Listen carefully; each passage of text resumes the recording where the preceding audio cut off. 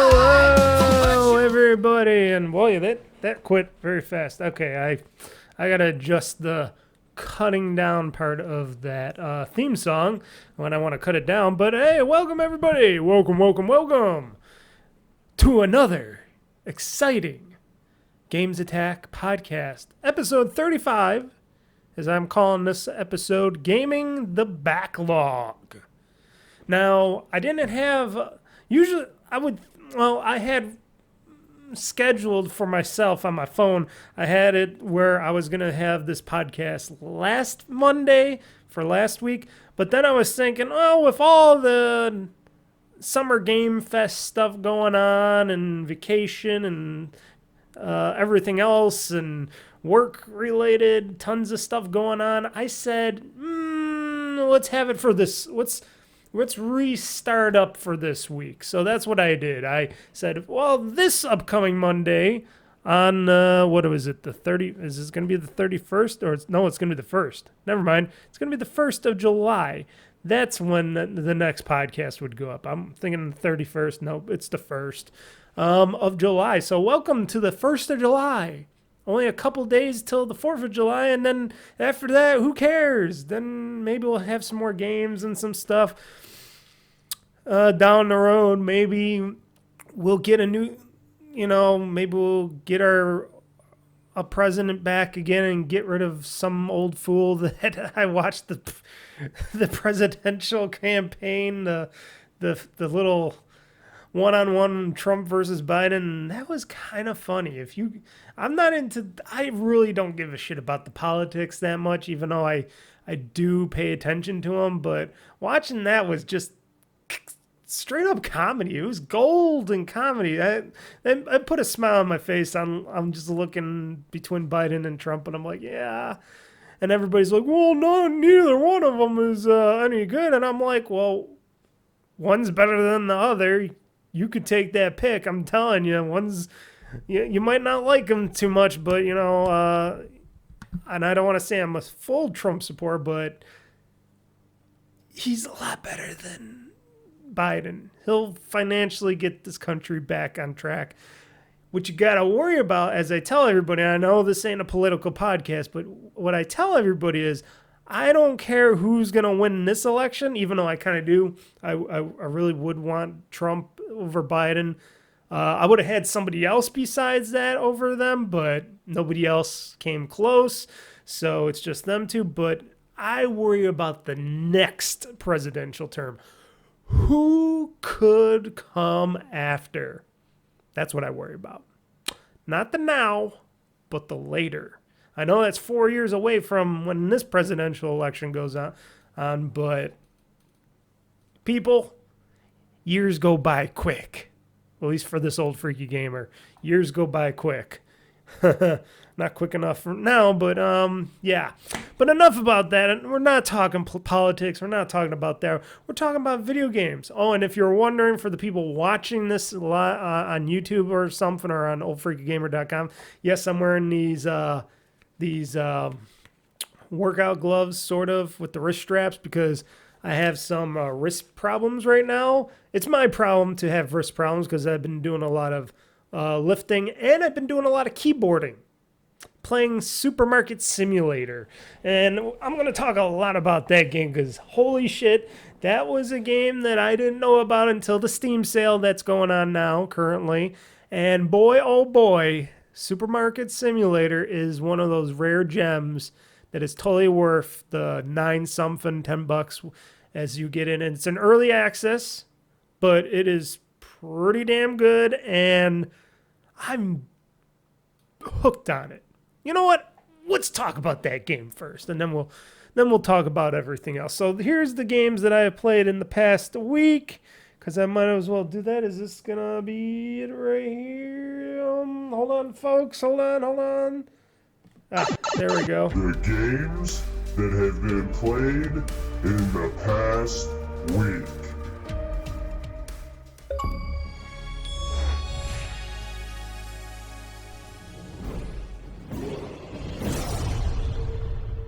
That's a good game.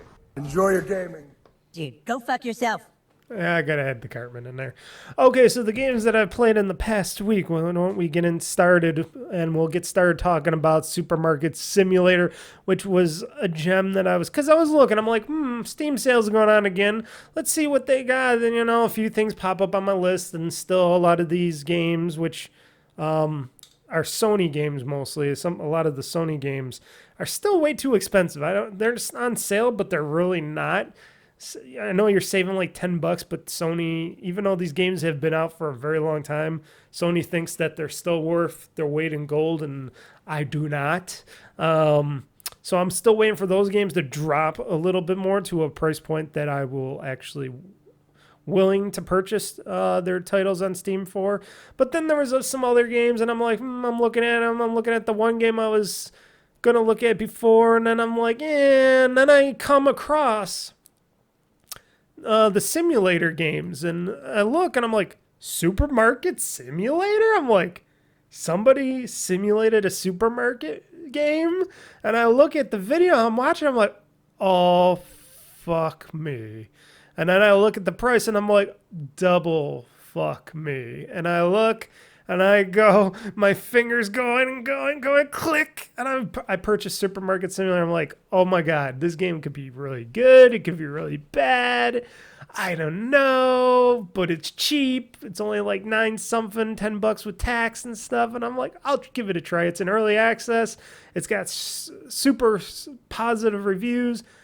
And then I loaded up to play it because well, as you're hearing this, on Wednesday, there will be a Let's Play of Supermarket Simulator as I play it. But I played it a little bit beforehand so I could get the controls and the whole concept over and see how they how this game was created and how simulated it is and on. And I'm playing and I'm like, it's very easy to pick up and learn.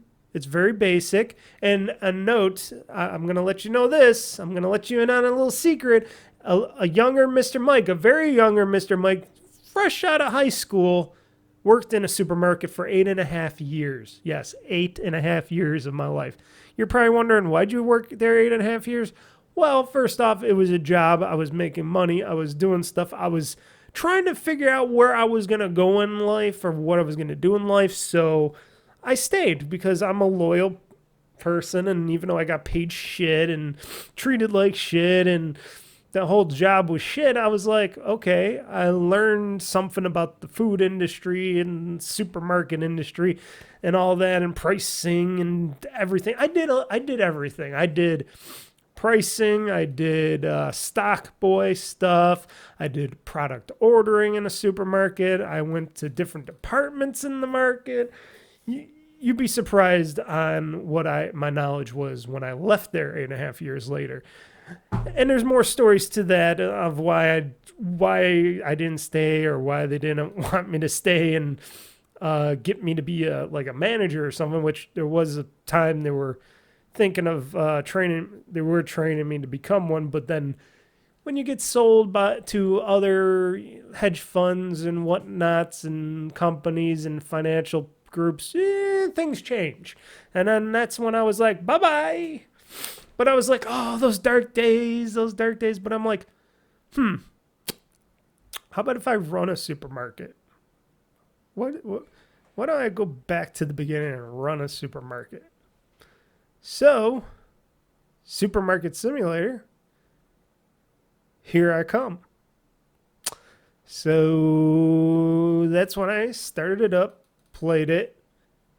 Now I'm super hooked on it. So hooked on it that last night I played hours and hours of it. I was playing it till like 2:30 in the morning today, and I was just so hooked. I even played a bunch this morning today, and it's already 1 o'clock or something now. It's 2 o'clock actually right now. Yeah, it's not 2 o'clock. It's 12:37. Whew.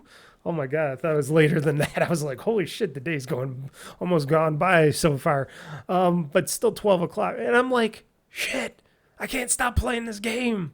It's so stupid in the concept. You're just running a supermarket, ordering stuff, putting shelves in certain areas, building up your little store and making it bigger and bigger and bigger into a supermarket. And you got to fight costs, and you got to take out a loan in the beginning, and then pay off your loans, and then you want to upgrade, or you want to try to make some money, and you try not to go bankrupt, and all this stuff. And it's still in basic early access, as it says right in the picture and in their game header. It's still in early. They're planning on doing a lot of stuff with it, and I'm like, there's so much that could be done in this game, and I'm like, holy shit. Just with this early access, I'm like, holy shit, there's just crazy amounts of stuff to do. And it all came back to me, and I'm like, okay, order amount, a little bit of this. Order, if this is selling good, order a little bit more. Don't order too much, and you'll still get some complaints from customers that you run out, because you always run out of stock. You always, unless if you're gonna have a big warehouse in the back full of stock that just sitting there, not doing anything, not making you any money. You don't want to order. And that's the tricky part of the game, not to over or under order on certain products that sell for you in that store. And plus you want to sell the products that make you the most money too. So I'll put on more products that sell the most, and I can make a good percentage off of, and then I make that back. And, you get your little register, you could go beep, beep, beep, beep, and you scan it all, and you quickly scan it all and charge the person. Sometimes they give you a credit card, sometimes they give you cash, and then you're going to make change, and then you get one of those stupid bitches that give you like a $100 bill for only a $5 item, and then you're going to make change for a $100 bill, and I'm like, go fuck yourself, bitch, because, you got those people. There's people out there that do that because they're assholes, because they can't just go and break that $100 for something bigger that costs more. No. We got to buy a pack of gum or a $5 item, and I want $95 back. And I'm like, I wish in the game I could just go as the cashier and go, fuck you. But I can't, unfortunately. Maybe that'll be in the future. A future part of the game. And you can hire people too. You can hire stock boys to help stock your shelves, because I gotta tell you, it's kind of hard to nearly impossible to stock your shelves once you have a little bit larger store. I mean just a little bit larger, not that large. It's still hard to stock your shelves yourself when you got customers going and buying and then quickly going to your register. You don't have that much time to do that. Sometimes I do, and I can quickly stock a shelf or two, and then they go bing, bing, bing, bing, at the little bell and stuff. And it's just a lot of, got a fast pace, try to do this. You'll get at your slow times where you can do some extra stuff, stock the shelves very quickly or whatnot if you got some extra product on hand and stuff. But basically, eventually I'm going to need at least, I haven't decided yet, a cashier or stock boy. You can hire either or. You can hire both, but they cost you money. That's one of those reasons why I'm kind of hesitant on doing it so far. Maybe eventually I will. I don't know, because I'm thinking maybe I should just get a cashier, because then I'm very good at being the stock boy. I could stock all the shelves, order more product, stock the shelves with that product, and then have just the cashier cash me out. They're like $80 a day or something, $100 to onboard, stuff like that. I don't know if you have to give them raises or whatnot, or what happens on there, but that's like another $80 a day out of my pocket. And I'm like, well, I've been doing pretty good. I'm on like level 13. You're leveling up your supermarket each and every day, and I'm like level 13, and I'm making really good profit, really good margins on all my products and stuff. Just recently, when I just completed doing this, playing the game before doing this podcast, I made some really good margins. They wiped out. It must have been Christmas time. They don't tell you what date it is or anything. I don't think in the game. I haven't seen it. I got to check the computer again. I think you just know the time, because you could start at 8 a.m. and you go to 9 p.m. You're not an all night store, but you can level up your store to be an all night store eventually. But I'm not. I'm just from 8 a.m. to 9 p.m. And certain days you get busier than others. And this one, the last one I just did was so busy, they wiped out all the shelves of everything, all the flour, all the oils, all the stuff, all the baking stuff. I'm like, it must be Christmas or something, because everything got just torn up, all the shelving. And I'm like, I remember those days. Same thing happened when I worked in a real grocery store when the shelves just got ripped to shreds and there's nothing left. Yes, but I made some really good profit at the very end, and on the next day I'll order more product and stuff like that. There are some, and I've got to look this stuff up still. I want to figure out what I can do about it, or if you can do anything about it eventually. But there are some like things that the game Supermarket Simulator holds you back on, like ordering. You can only order up to 10 items, 10 products. So if it's a box of 19 of this or a box of 20 of that, you can only order one box of those, which you get 10 or, whatever, how many items are in the per box, but per item, you can only go up to 10 items. So sometimes I got to order like, I'll order my 10 items and I need more stuff, and then I got to order, and I'll try to order another 10 items because don't forget, here's another thing, they charge you shipping. Not that the shipping cost is super expensive or anything, but still, they still charge you shipping, and you want to get as much product as possible. But I think the 10 item limit is kind of BS to me, and I don't know if it's just because I'm early on. So hopefully when I level up my store or whatnot, I will be able to order more product for the store eventually all at once, and not just go, okay, order 10 items here, 10 items there, blah, blah, blah, blah, blah. And when you get your items in the store, they don't deliver it into the store. They throw it on the curb outside. So you get all these boxes, which you got to take in one box at a time, mind you. You get all these boxes thrown outside. Sometimes they're stacked nice and neatly. Sometimes they're just a mess all over, and some of them are going into the street and stuff like that, or down the curb and stuff. And I'm like, they can't just put it in my store, eh? They can't just deliver it and wheel it in my store like a normal place? Nah, these are jackasses. These are your UPS, FedEx people. It says shipping international, so to me, it seems like I'm getting all my products, goods, and services from an international shipping supplier. Like these are all coming from overseas or something, because it says international shipping on the boxes. And I'm like, really? All my products coming from overseas? I can't just get it from Ohio or something, or down the street? No warehouses down the street? No? Okay, they're all international shipping on the labels on the boxes, but it's pretty cool. And then you got a thing where you unpack box, stock shelf. You can only put so many things on a shelf, and I'm like thinking, well, that's not super realistic, because back in the day when I was working at a supermarket, I was able to stuff a lot of more product on each shelf. But you can only go like, well, this shelf only holds this much of this item or that much of that item. And then there's some weird caveats where like soda pop and stuff has to go and be in a cooler. It can't just put it on the shelf. And I'm like, why? Why can't I just put this soda pop on the shelf? I don't know. It makes no sense. And then there's the milk, where there's this one, like, what is it? A 6-pack of milk or 10-pack of little milks and stuff. And they don't go into the cooler. They go on a shelf. And I'm like, what?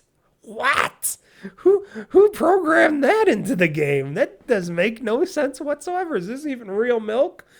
It's real expensive milk, because it's like almost $20 for these packs, these bulk packs of little milks, and people buy them from the store, mind you. It's some weird people that come walking into the store, I got to tell you. But there's also a lot of simulated hot women coming into your store too. They're all wearing high heels. They're showing their busts and stuff. They're looking really good. And I'm like, that's weird. All these women in high heels, and they got tattoos you can see on their lower backs or sides and stuff sometimes. And it's like, that's very erotic. Getting all these hot women coming into your store, and they're buying the most outrageous things too. They're buying the most, like, they're buying syrup and tons of powdered sugar and flour and oil and stuff. I'm like, And you're that slim and you're eating all this crap? These sugar, whatever these are, I think they're candies or something. There's these sugar, what are they called? Dofies, dildo, I don't know what they are.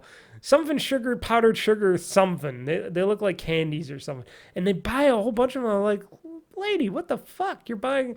Then this one lady bought like 20 orange juices and apple juices. And I'm like, well, that's a lot of sugar.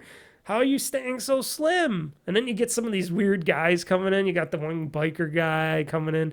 You got this other guy that looks like freaking James Bond coming in. I'm like, oh, this guy's got a tuxedo. Hello, Mr. Bond. Coming into the store, eh? Some weird people coming into the store. You get your older, you got your younger people. It's very interesting at how the demographic that you get into your store, into your shopping center come in there. And a lot of twins, a lot of triplets. Like, I'm like, oh, look, it's you and your sister cousin right there. You all look the same, but you're just wearing different things too. Cause it's one of these, it's made by very few people. I forgot. Did they say it was made by like one person or a couple people? It's made by just a small group of people, but very fun. Everything is very fun. What else was I going to say? There was like, crazy of this thing. There's a lot of crazy things that happen in Supermarket Simulator. Trying to think. Oh yeah, the storage area, which I just unlocked. Apparently, you gotta pay to unlock your storage area next door to you, or there's a door there that says storage. I paid over $1,000 to unlock. And I found out that it doesn't unlock the door next to me into the store that goes into the stock room.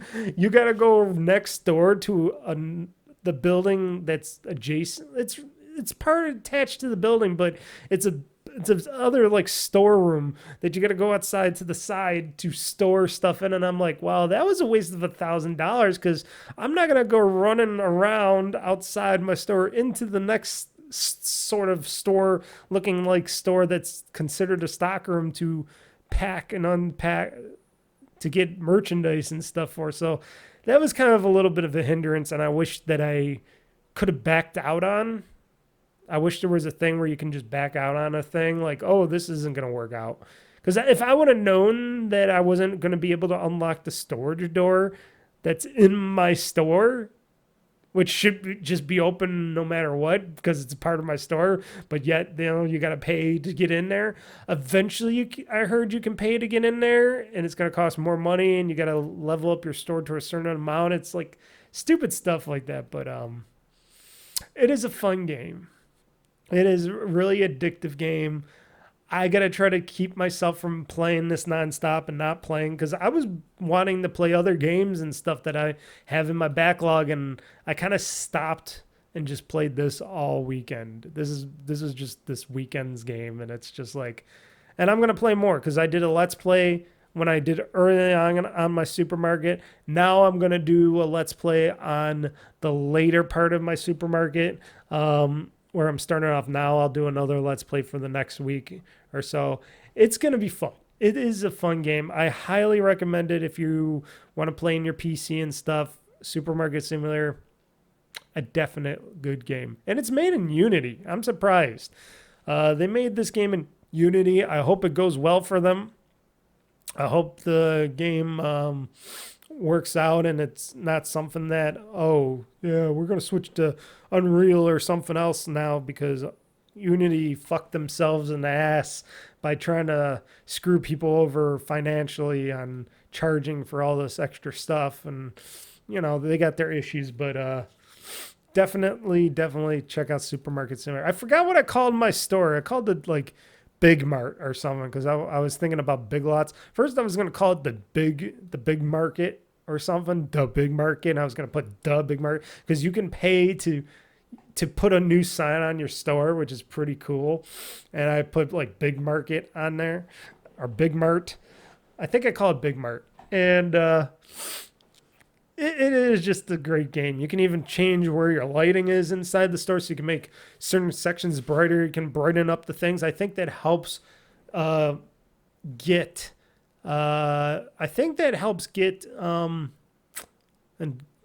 customers to see and notice products better, to help in sales. I don't know. Don't quote me on that. And I need a lot more coolers for stuff. Like people have been buying a lot of milk, eggs, cheese, and stuff like that. And sodas, and of course orange juice and apple juice as well. And those things you got to pay separately, and then you got to try to make it so it fits in your store.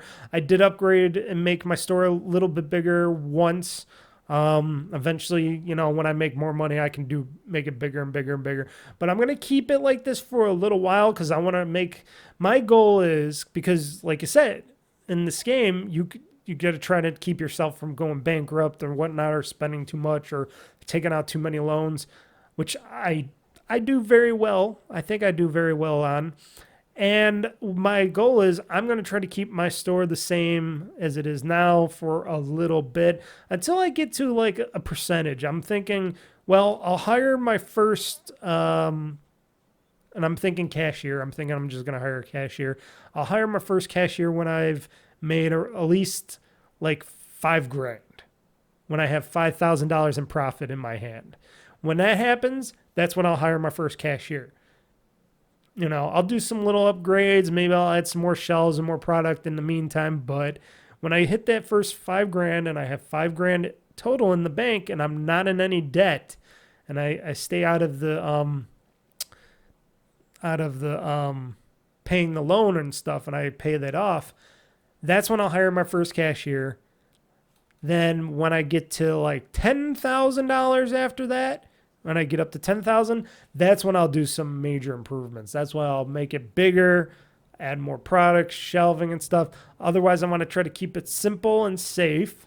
I think I added enough product for now. I want to add a little bit more product, but I'm just waiting to see what happens sales wise and stuff with the stuff that I got in there now, which I don't have too many items, but I got enough. When they start you off with your store, you got like one shelf, and you can put you got like 6 products that you can put on the shelf, and that's how you started off your store. And I'm like, wow, that's an abysmal little store. Even those little quick marts that you see in like shopping centers and places and stuff run by the little Arab guys or Indian guys, they have way more stuff than this little this store starts you off at, and Supermarket Simulator starts you off at. It's pretty interesting.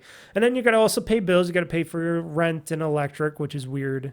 Well, it's not weird, but you got to pay for that stuff, and I do, and those are smaller bills, and those I pay as well on top of the little loan that I have. This is like my second loan. I paid off the first, and then I wanted to do some major overhauls and stuff, so I took on another little loan. You could change how long you want to take the loan out for, whatnot, and what to pay on it, and how much interest you're paying on it and stuff. It gets pretty simulated. It's pretty good. It's a pretty good game. It is very quick paced, but you'll learn it very quickly. Anybody can learn this very quickly, and you eventually just zone out and you just keep playing it. Like I said, I zoned out. I just kept playing and playing and playing it, and I lose track of time, and I look and I'm like, oh, it's dark outside. Oh, look at time. Oh, shit, I should be in bed by now. Oh, crap, I just wasted a whole day sitting on my ass playing this game, and I should be sitting outside. Luckily, it was raining yesterday. Today, it's sunny outside, so I'm hesitant to stay inside all day, but we'll see how it goes, because I do want to do some more gaming videos. I want to edit. I want to get this edited. I want to do some other stuff, so I don't know. I might sit on my deck porch today, at least when I eat or something. Maybe I'll go out there to eat or something like that, and maybe at the end of the day, if it's decent, I'll play my Raw Gala outside or something like that. But yeah, really fun game. Supermarket Simulator, folks.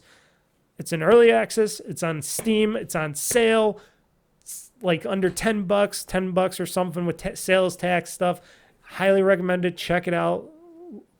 Purchase it. Like I said, I'll have my Supermarket Simulator Let's Play this upcoming Wednesday. Be sure to watch me open and run a supermarket. It is pretty fun. And like I said, I'm going to continue on, and I'm going to do another Let's Play after that, and it's going to be Supermarket Simulator again. And I'll see what I can do on that one because I'm just having a blast.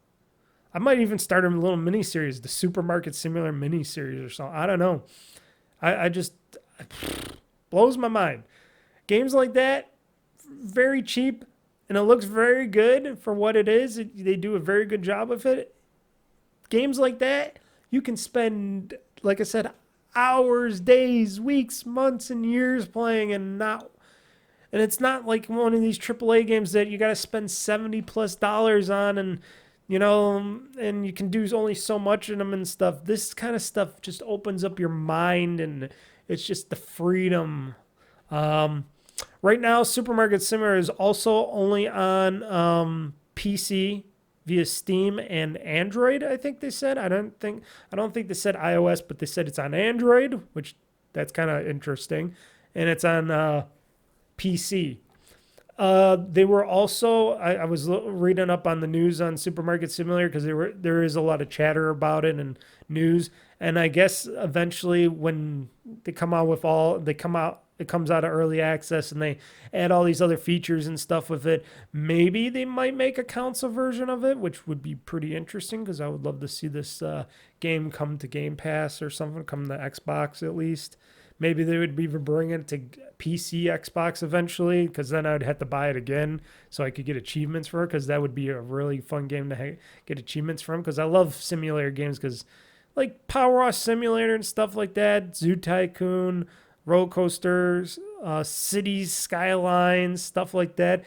I do like my simulator games a lot, if they're very good, because then you get games like Lawnmower Simulator, which are boring pieces of crap that I really disliked.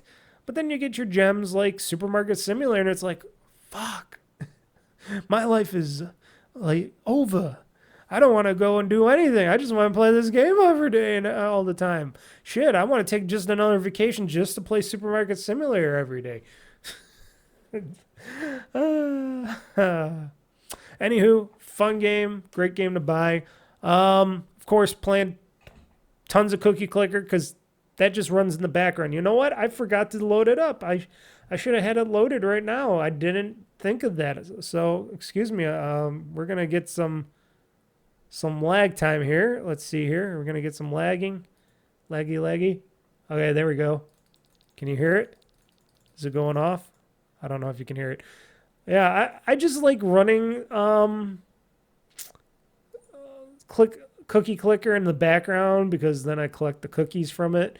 But it's not something that I need to play, really. I just usually keep it in the background and let the cookies go up. Oh, wow, I'm losing some... Okay, I'm losing some skip frames here. Oh, hold on, folks. Am I still losing skip frames? Having skip frame issues? No? Yes? Nope. Still having them. Okay, maybe I'll turn off Cookie Clicker then. Sorry, Cookie Clicker. I think it's because I have... I think it's because I'm ripping a Blu-ray in the background right now as I am recording this. Yeah, it's still going up with the frames skipped. So forgive me on that, folks, on the video portion of the podcast. It won't affect your audio, but it's affecting the video. Huh. How far are we into this ripping? Because I'm ripping a whole bunch of video here. Well, I got 3 more, so I got a lot of video to rip after this. So it's probably you're gonna be seeing some stutter for a little bit here. Go figure, because usually that's not a big problem. But I got other apps and stuff open. I got OBS, of course, with this video and stuff. I have the internet running. I wonder, can I just pause this? Should I just pause this? Can I pause? Oh, I can pause. Okay. I'm just going to pause it. Because if it's going to do that... Did that fix the issue, I'm guessing? Yeah, it did. Right? Yeah, okay. Excuse me for that, audio listeners. Yeah, the video portion of this was just skipping frames because I was encoding video. And I guess, my GPU and stuff is being taxed dramatically with doing this video portion of the Games Attack podcast, and I got all these websites open for news and stuff. I got all these other apps open here. So yeah, I'm taxing my computer pretty hard on all this stuff. So I guess ripping Blu-rays was just overkill a little bit. Anywho, yes, played a bunch of Cookie Clicker. Still a fun game, but just something that it's fun in the background. Oh, I could probably re-put this on again, because after I pause that, maybe this won't drop my frames. Let's see. If it starts dropping frames with Cookie Clicker, I'll be like, okay, stay away. It shouldn't be taxing. Cookie Clicker should not be taxing. If Cookie Clicker is taxing on my video and making stuff lag, then there's some issues there, because that's a game that can run it in your browser. But I got the actual game from Steam, so and I just like running that in the background because I just like to see the numbers go up. It's an insane thing of mine, but I like seeing numbers go up. I like seeing the numbers of cookies go up. I'm a multi-trillion cookie trillionaire, eventually quadrillionaire of cookies. I love cookies. I wish I had some cookies right now, but that's okay. I don't need cookies right now because that would make me fatter than I need to be. I've been also playing a lot of Yakuza Kiwami 2. That's a game that you shouldn't probably have already heard and played a long time ago. But like I said, I'm re-going through the majority of the Yakuza games, the earlier Yakuza games franchise. Again, play through them all, do all the side missions I can. Really going through them because, like I said, I get new achievements for them, and they run very good on my ROG Ally, and those have been my ROG Ally games to play each and every day because they're just fun to jump into. It's fun to play Kiryu's story. And a lot of things I missed the first time around playing all the Yakuza games. And this time I'm diving deeper, playing some more, unearthing a lot of stuff, finding out stuff, and just having a bunch of fun in these games. And playing Yakuza Kiwami 2, it runs and plays so well on the ROG Ally. ROG Ally is such a great PC gaming handheld device. I highly recommend it. I know there's some people out there that hate it to death, think it's the worst piece of shit ever, and those people just don't understand, and they didn't really even try the device. They had it for like not even a week, and then they just bleh. And I'm like, okay, I had this for over a year, and I did another video review on it a year in, and this thing has been nothing but fateful and great to me. It's been the best gaming device ever. It's been, ever since I got the ROG Ally, I haven't played my Switch at all. But I might play the Switch eventually. I have some things I'm thinking about playing in future, like Let's Plays and stuff off the Switch. One of them being the Legend of Zelda, the Tears of the Kingdom. Is that what it is? The sequel to Breath of the Wild, the Tears of the Kingdom. Is that what it is? Yeah, that sequel. That's one of those games that I want to get into a little bit and play.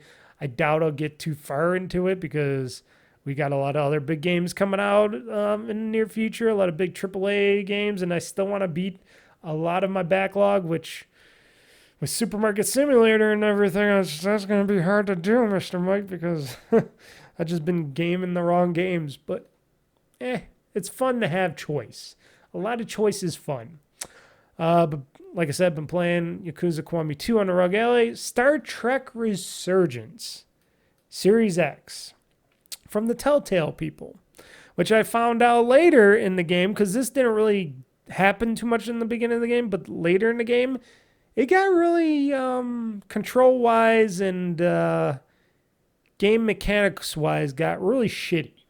And I'm like, okay, this is people from Telltale, former Telltale employees. This is how, yeah, okay, that makes sense.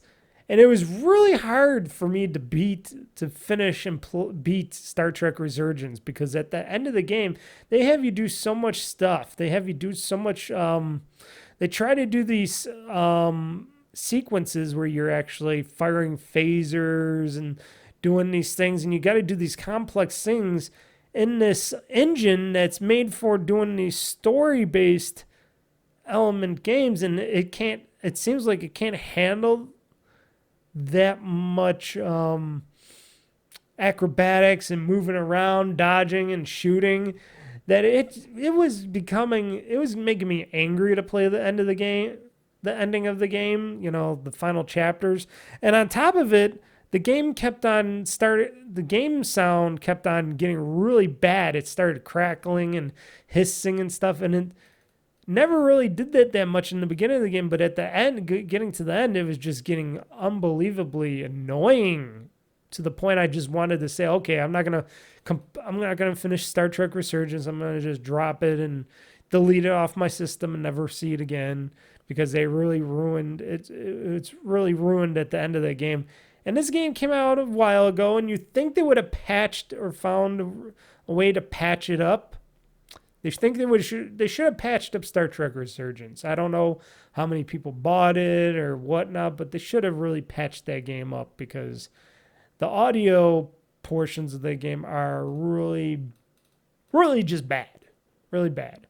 The story was intriguing and it was fun, but with all the bad mechanics and the audio issues at the end of the game, I kind of lost my happiness, my love of the Star Trek franchise and of the game's story, when they just introduced all that crap at the end and the audio got really bad. And like I said, I completed it. I finished Star Trek Resurgence, but I wish I would have finished it with a happier tone, with me being able to play it better and being able to tolerate not having the bad audio on top of the bad mechanics and stuff. But that wasn't the case, and they kind of soured that milk for me at the end of the game. And I wish it wasn't that way, but it was. And like I said, this game has been out for quite some time, and I'm surprised they just did not patch up anything with Star Trek Resurgence. At least on the Series X. I don't know if the console people or anybody else is having that same issue. I think I've seen some forums say yes, maybe. But for me, I wish it was better. I wish that game was a lot better. Like I said, I'm not saying it's a bad game in story-wise. They did a great story. It was a strong story, and choice making and stuff was strong. It's just when they got to those physical mechanics, when you got to duck and dodge and shoot, and then you get the audio issues when somebody's trying to talk and there's like Isaac, and I was just like, oh, so taken from it.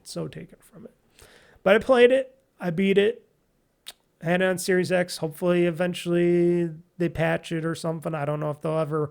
I don't think it, like I said, I don't think it did well in sales wise, so I don't know if they're going to make a sequel to that anytime soon, but at least I got to try a Star Trek Telltale game and see what it is like. And it has potential. That has potential, that game. And as long as they just fix the audio issues and the bad play mechanics, it'd be a perfect game. Mortal Kombat 1, yes. And why do I have that on for ROG Ally? I did not play that on ROG Ally. I don't know why I have that set up for ROG Ally.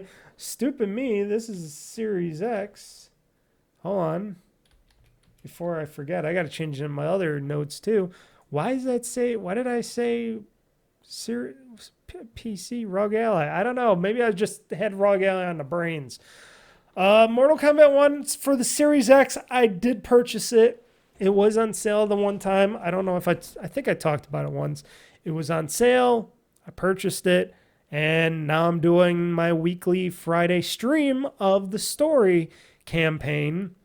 The main story campaign, calling Mortal Kombat 1 the Mr. Mike's story. And I've been having fun playing it. I have even been playing like, what is it called? It's not the crypt. It's the Oh, what is that? I've been playing other modes in it. Let's just say I've been playing the versus mode, the other modes. I did a couple towers. Like I said, from the main campaign to the one where you're going through different realms and you're playing like on a board game, sort of, but you're doing whatever it says on the board. Like, oh, you fight this person. Oh, you fight this person handicapped with this item. Oh, you do this. Oh, you do that and stuff. It's really fun, and I've been having a blast in the campaign. Picking up and fighting with a lot of the characters has been really unique and interesting. I even purchased some DLC characters. I didn't purchase the DLC. I didn't purchase, well, kind of did the one pack, but the $20 pack I purchased, where it got me Homelander and Peacemaker and Omni Man and stuff, like people like that. And then I purchased Shang Tsung because why not just have him in there to give to us? But they don't. So I had to unlock him so I could play as him. And eventually they're supposed to be coming out with others. And I think I have that. Yes, I have that as a story. So that'll be in the news. I'll talk more about that, about future DLC packs for Mortal Kombat 1. I also want to get back into, and I think I will when I get done playing a lot of Mortal Kombat 1 and just playing as much as I want to get out of it. After I get what I want to get out of it, I think I want to go back to Street Fighter. Street Fighter, what is it, 5, 6? I want to get back into Street Fighter, the latest one, and maybe get some extra characters, because they have some extra DLC characters that I might want to pick up and play as and I still got to finish up that story mode for that as well for Street Fighter, which I haven't done. There's just so many things, so many fighting games, so many of this, so many of that. It's just like boom, my mind just goes boom. But anywho, excuse me for the yawning. Anywho, been having a blast with Mortal Kombat 1. I think it's a very strong fighting game, and I've been playing a lot of fighting games. So, and I always liked Mortal Kombat stories. I think they're always very, very broad and very unique compared to what you would see like in a movie or something. And I think they should just let the people at NetherRealm make some of these Mortal Kombat movies, live action or CG, because they do a really good job over there at NetherRealm, at Boone and all of them, making the story for the games and stuff, making it really interesting to watch. And then you get with Hollywood, and sometimes they don't always score the best with a lot of these games and titles, but it is what it is. Like I said, I've been playing on Series X because I bought that game because that was on sale as well at one point in time for Mortal Kombat 1, so I had to purchase it. And then I just been buying a few DLC characters here and there. And like I said, in the future, the next batch of DLC characters, I'm pretty interested in a few of those too. I already talked about Supermarket Simulator, and then the final one played on the last Let's Play. Got into that. We'll have to get back into again to continue on my Cities Skylines adventure in my city. City Skylines for the PC. Playing the Windows 10 version because, of course, I want those stupid achievements because I'm stupid. But you can't do any modding and stuff with that. I would have to purchase, which they do have on sale right now on the Steam sale, but I don't want to do it.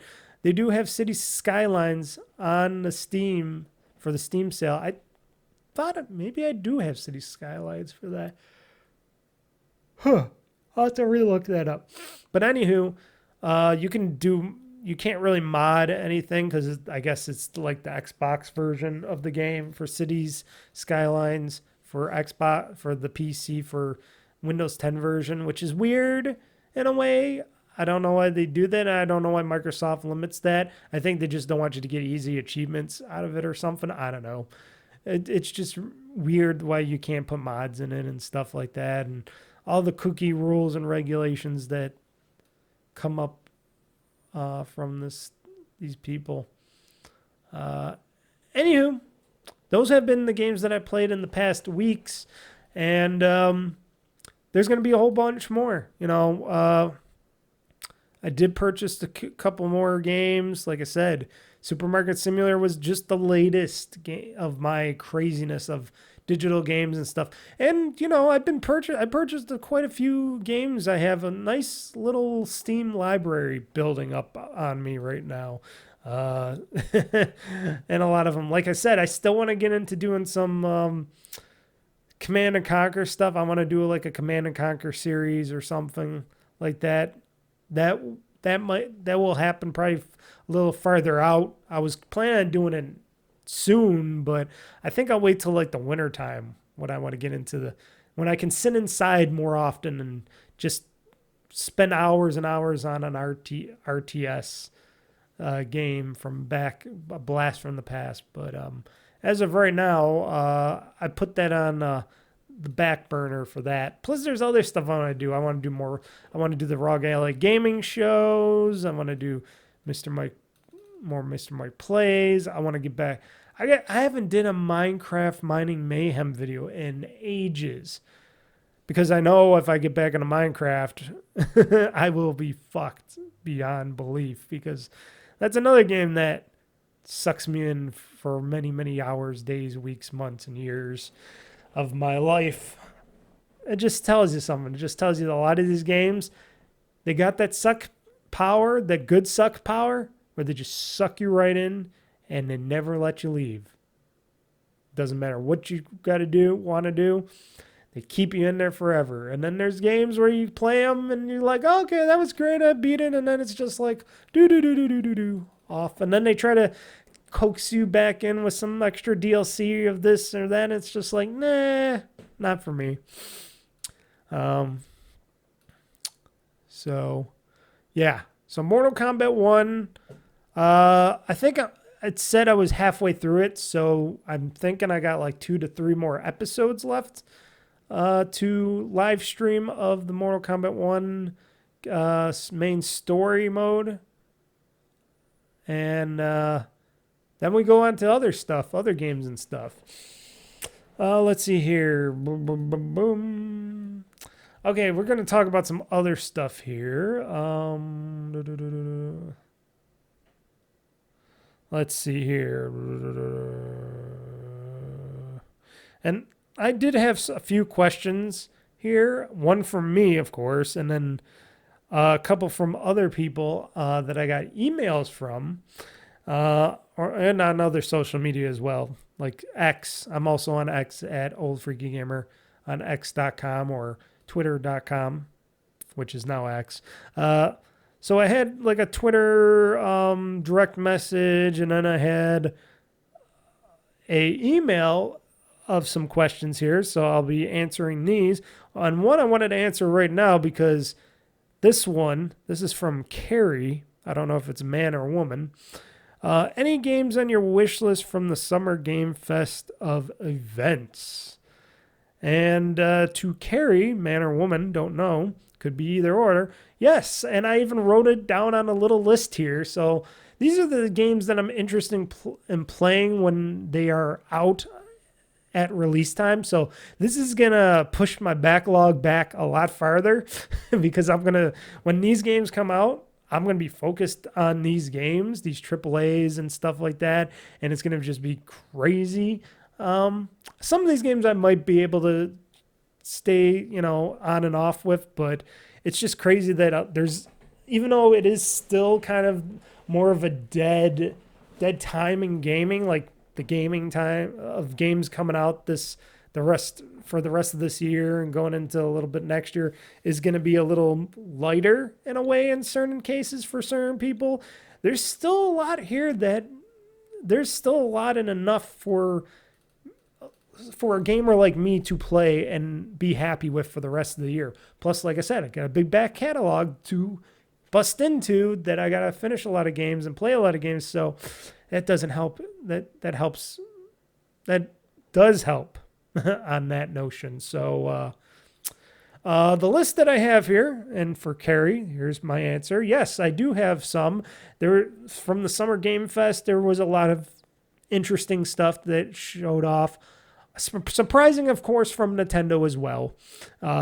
Even though I don't play my Switch that much, and I have a lot of games in that back catalog that I want to start playing, that I should start playing, and I might do that while incorporating those games into like Let's Plays and stuff like that. I do have some regular games, which some of these I'll be playing on my Xbox. So my Xbox Series X will be getting some usage time because I can't get these games, some of these games on PC for Game Pass, or not Game Pass, but PC to purchase for Xbox PC to get achievements because they don't offer that because it's Ubisoft and they want to sell their games in their own PC store. Or if they did sell them, they'll sell them on Steam or something like that, or Epic, and you don't get any achievements out of them. So I might as well just play these games on the Xbox because it's the best thing to play these games on. And the first one, for Star Wars Outlaws, August 30th. And that's coming up soon. That is, August will be here before we know it. We're already in July as you're watching or listening to this podcast. We're in July. Star Wars Outlaws is coming out. It looks amazingly immaculate. It looks really good of what we've seen so far in the small, short gameplays that they did of it and showed off. I listened and watched other people's broadcasts and podcasts and stuff and shows and people watching the Ubisoft forward watching Star Wars Outlaws, and a lot of them said they were blown away by what they were seeing. And I think it's Ubisoft's turn to take in the reins of Star Wars instead of EA and stuff like that, because I think they got stuff to bring to the table, and having a female main protagonist and her little creature thing, what was his name? Not Dax. I'm thinking of Dax from Deep Space Nine or something, but what was his name? The little creature, though. Her little friend, pet friend. Having this female main protagonist gives it the Star Wars Outlaws a nice Tomb Raider-ish kind of feel. She looks like a little like a Lara Croft. She's got that sex appeal to her, but she's strong and bold. She's not showing tons of cleavage and stuff, but she's got that look to her like, yeah, I'd bang her, but I would also think she can handle herself and kick some major ass, take names, kick some ass, and she's got her little friend to help her along the way. Yes, it's cool. And not being, a Jedi or a Sith Lord or anything, just being like a smuggler, an outlaw, something like that, really is interesting to me and a lot of people. And the way the game looks and all that, it looks really good. And August 30th is going to be a good Star Wars Outlaws day. And I'm going to purchase that day one and definitely going to stream that right when it comes out. So August 30th, which is, I got to look here on my calendar here, June, July, August 30th. That's going to be a Friday. So that's good. That's good that it's going to be a Friday for that game, because that means on August 30th, I will make sure to take off and I'll make sure to have that as a longer streaming day maybe for the game, for Star Wars Outlaws, because that's going to be a day. And then I'll have the weekend to play it, and sweet. We'll leave August happy that we got an awesome game to come out at the end of August. It's a great surprise for all the little kiddies to go back to school from. Yeah, if kids go back to school.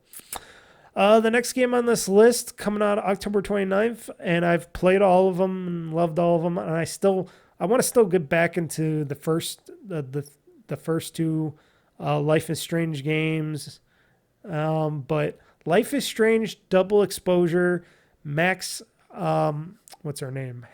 Max Hatfield. I'll just call her just Max.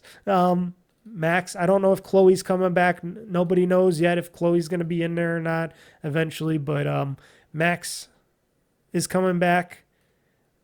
One of the main protagonist from the first Life is Strange game. She's got better powers, newer powers, which just say seeing into the future, doing this and that, being able to change stuff. This game is coming out October 29th. It is definitely going to be a game I'm going to play because I played all the Life is Strange games and the stories have been amazing. The gameplay, yes, up and down with certain things and stuff, but otherwise the gameplay has been, for the stories and stuff, have been amazing.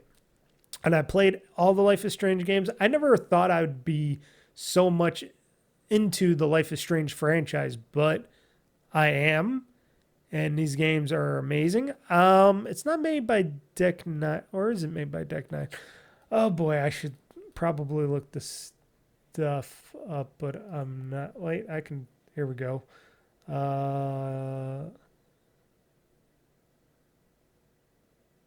Okay, so yes, Deck 9 is the company doing Life is Strange double exposure. Okay, from Square Enix, because it's a Square Enix franchise, because Square Enix owns the franchise. So yes, so Deck 9 is doing it, and they do a phenomenal job with the Life is Strange series franchise. And the 29th, I cannot wait.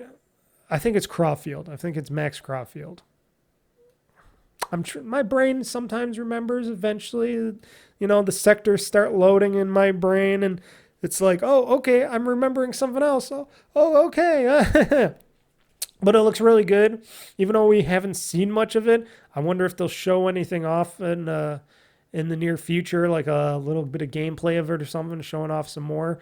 But it looks really tight. And of course, it's a Life is Strange game. And of course, I'm going to purchase and play that when it comes out right away because I do like my Life is Strange games. Maybe it's coming out October 29th, so I might be able to get into the first ones again by that time, play them again. I got the HD remasters of them, so I want to really get back into those again, see what it can get fucked up and what not again.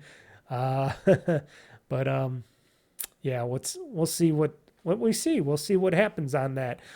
Assassin's Creed Shadows, November 15th. I don't have to say anything more about that. We got ourselves some samurais in China and stuff like that. Or Japan, sorry. Japan, samurais in Japan, not China.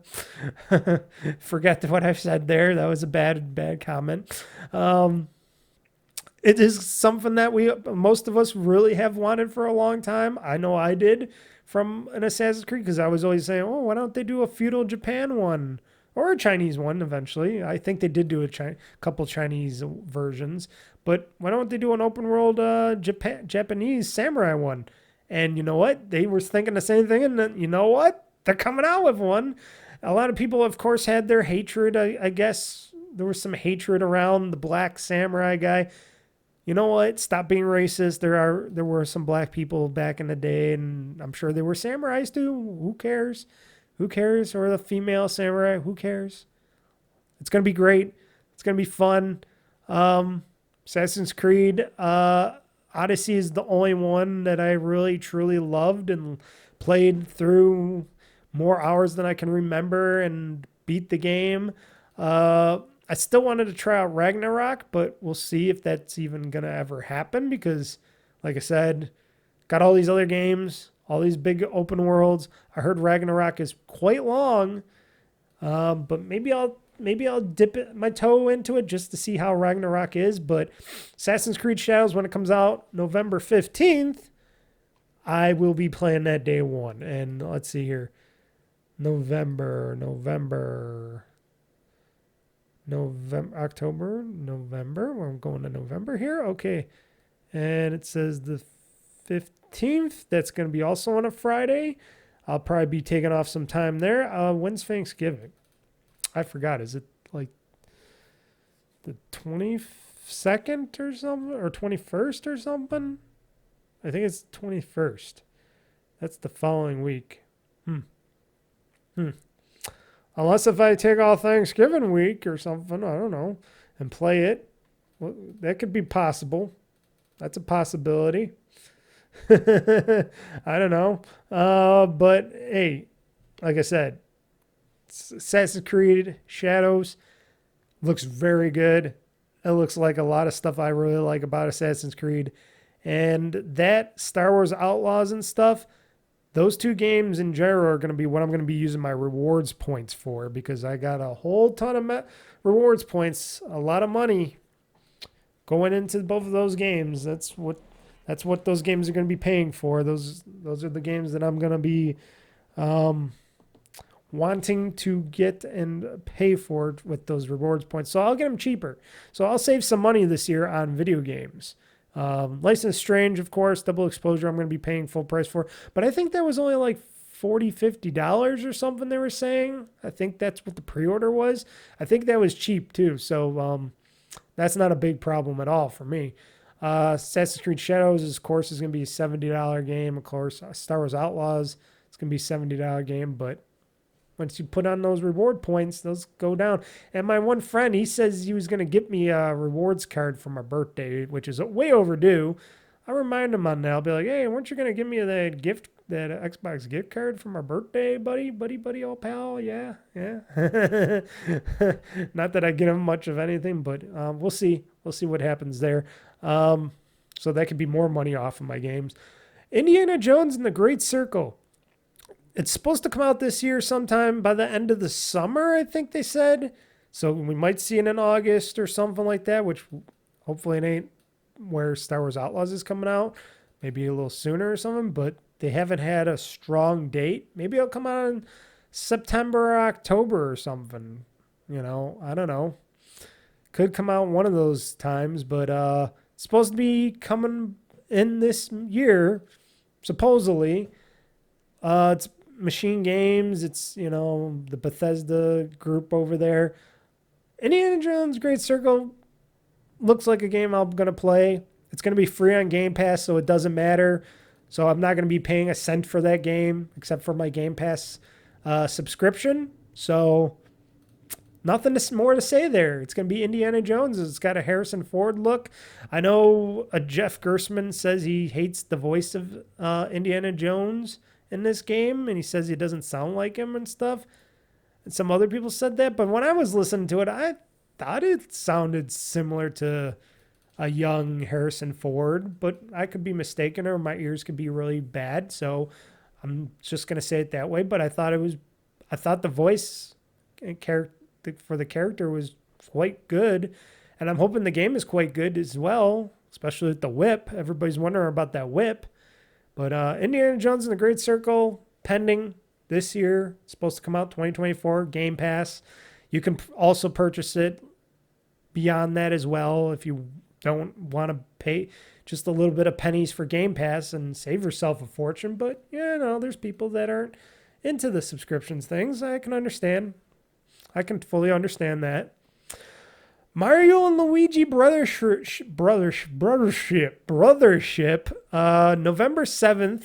It's an RPG with Mario and Luigi. It looks like they had some Mario Strikers kind of esque feel to it as well. If you don't remember Mario Strikers, that was a soccer game, but it has a look and feel. It looks pretty cool. It's supposed to be like an RPG, of course, like I said before. And it's coming out on the Switch, November 7th. I'm going to pick that game up. Not that I need to, but I will. Just like that Nintendo NES Championship Edition.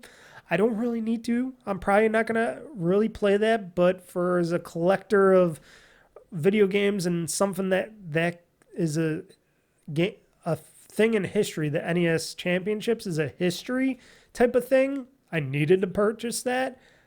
Mario and Luigi Brothership, I might actually play.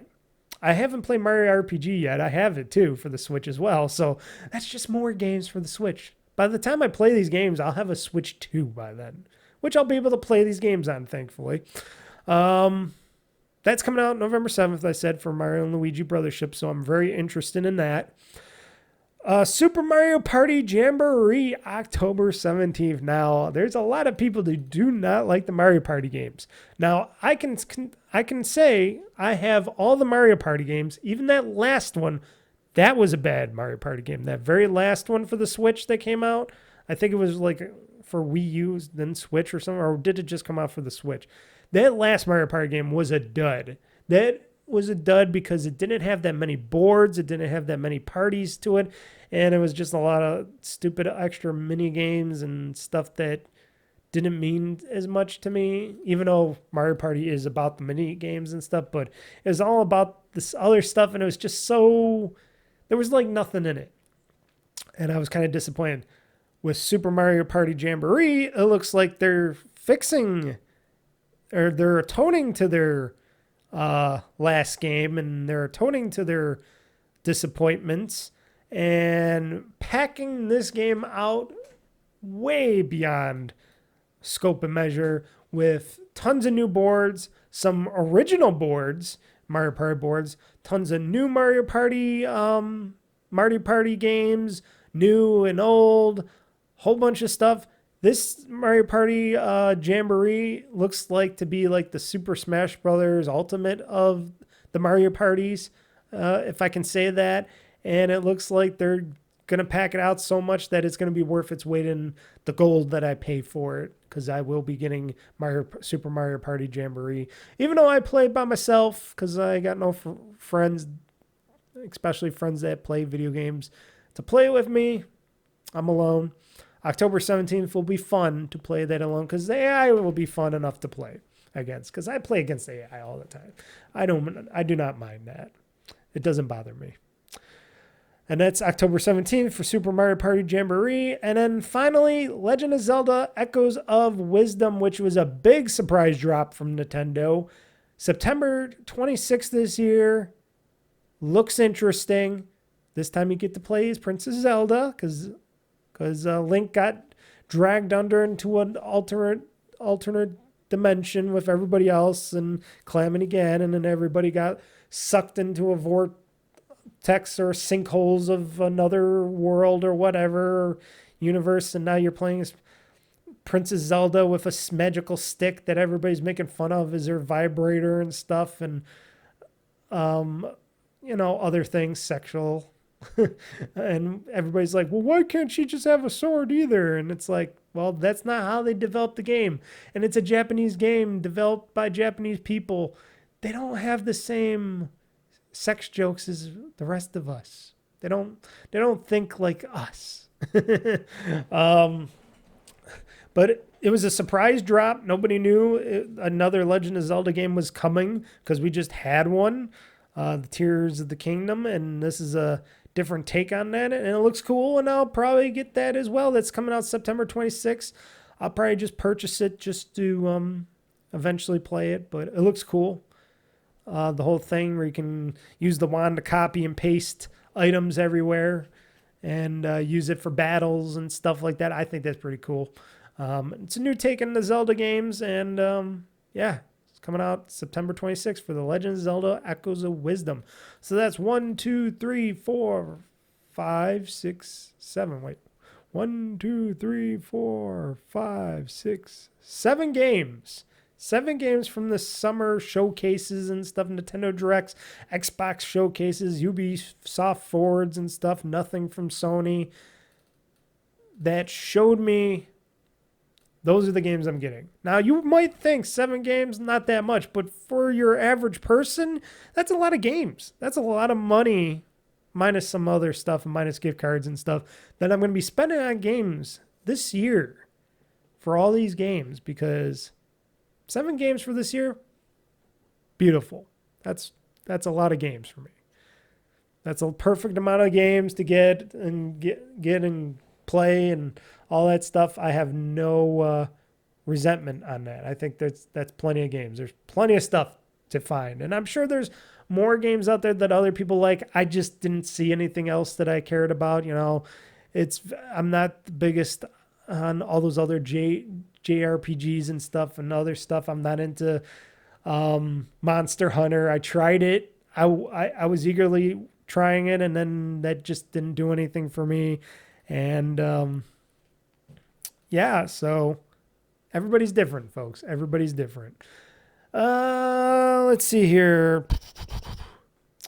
So my thoughts on the Microsoft Xbox on how Microsoft Xbox is doing as we start seeing more games not getting to an Xbox release. So in the news, they were touting that Capcom fighting collection, Capcom versus Marvel, Marvel versus Capcom fighting collections, and the Punisher game were not coming to Xbox, but they're coming to PlayStation, PC, Switch, all these other things, but not Xbox, due to the fact that Microsoft isn't doing so hot in the sales of the console and doing too hot on getting games to the platform that people want to get.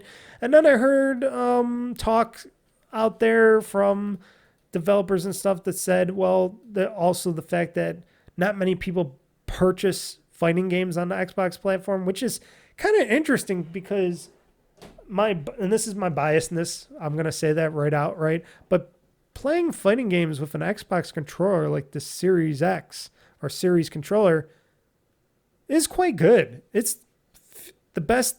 I play all my fighting games with an Xbox controller. You know, Street Fighter, Mortal Kombat. What else was I playing? I played a lot of games, a lot of fighting games. Trying to think of the other fighting games that I was playing. So Street Fighter, Mortal Kombat, Tekken, Soul Calibur. I played the old Soul Caliburs. All the other ones, let's just say I can figure out some of the other ones, but playing them with an Xbox controller, to me, feels like the right controller.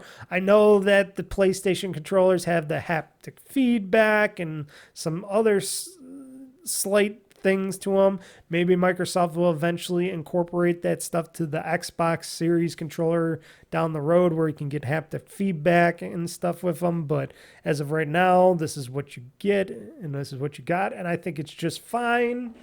But there are a lot of games, and a lot of them are Japanese games. A lot of them are stuff coming from Japan and stuff. And it's the Japanese market. They're business people through and through. And if they think they're not going to make as much money, or they don't want to put it on the Xbox platform for one reason or another, they won't, unless Microsoft pays. And does Microsoft give a care on that?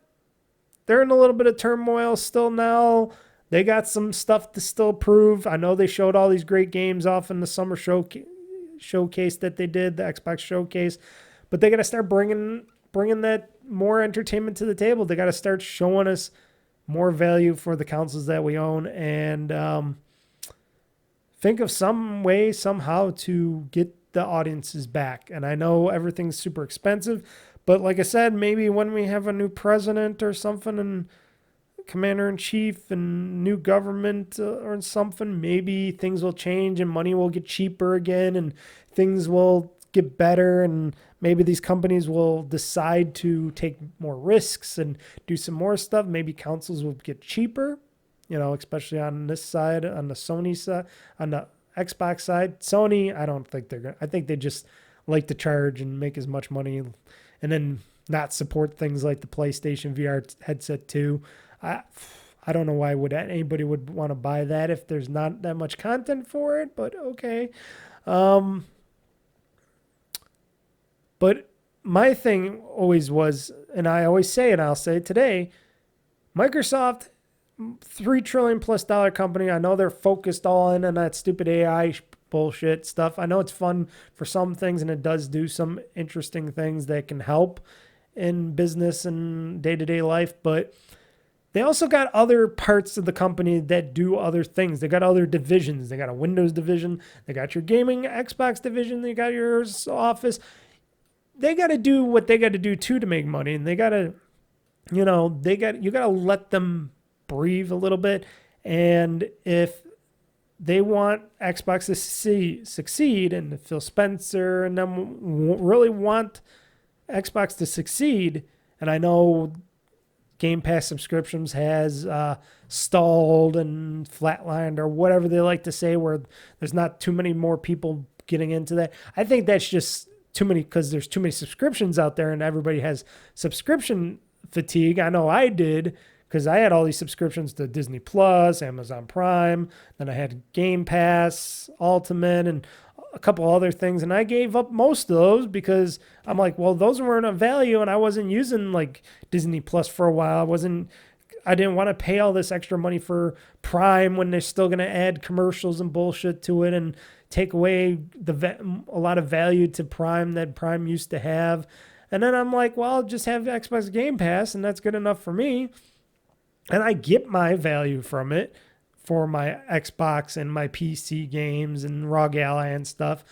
But Microsoft needs to do something. They need to show that to people that, hey, we're not trying to rip you off.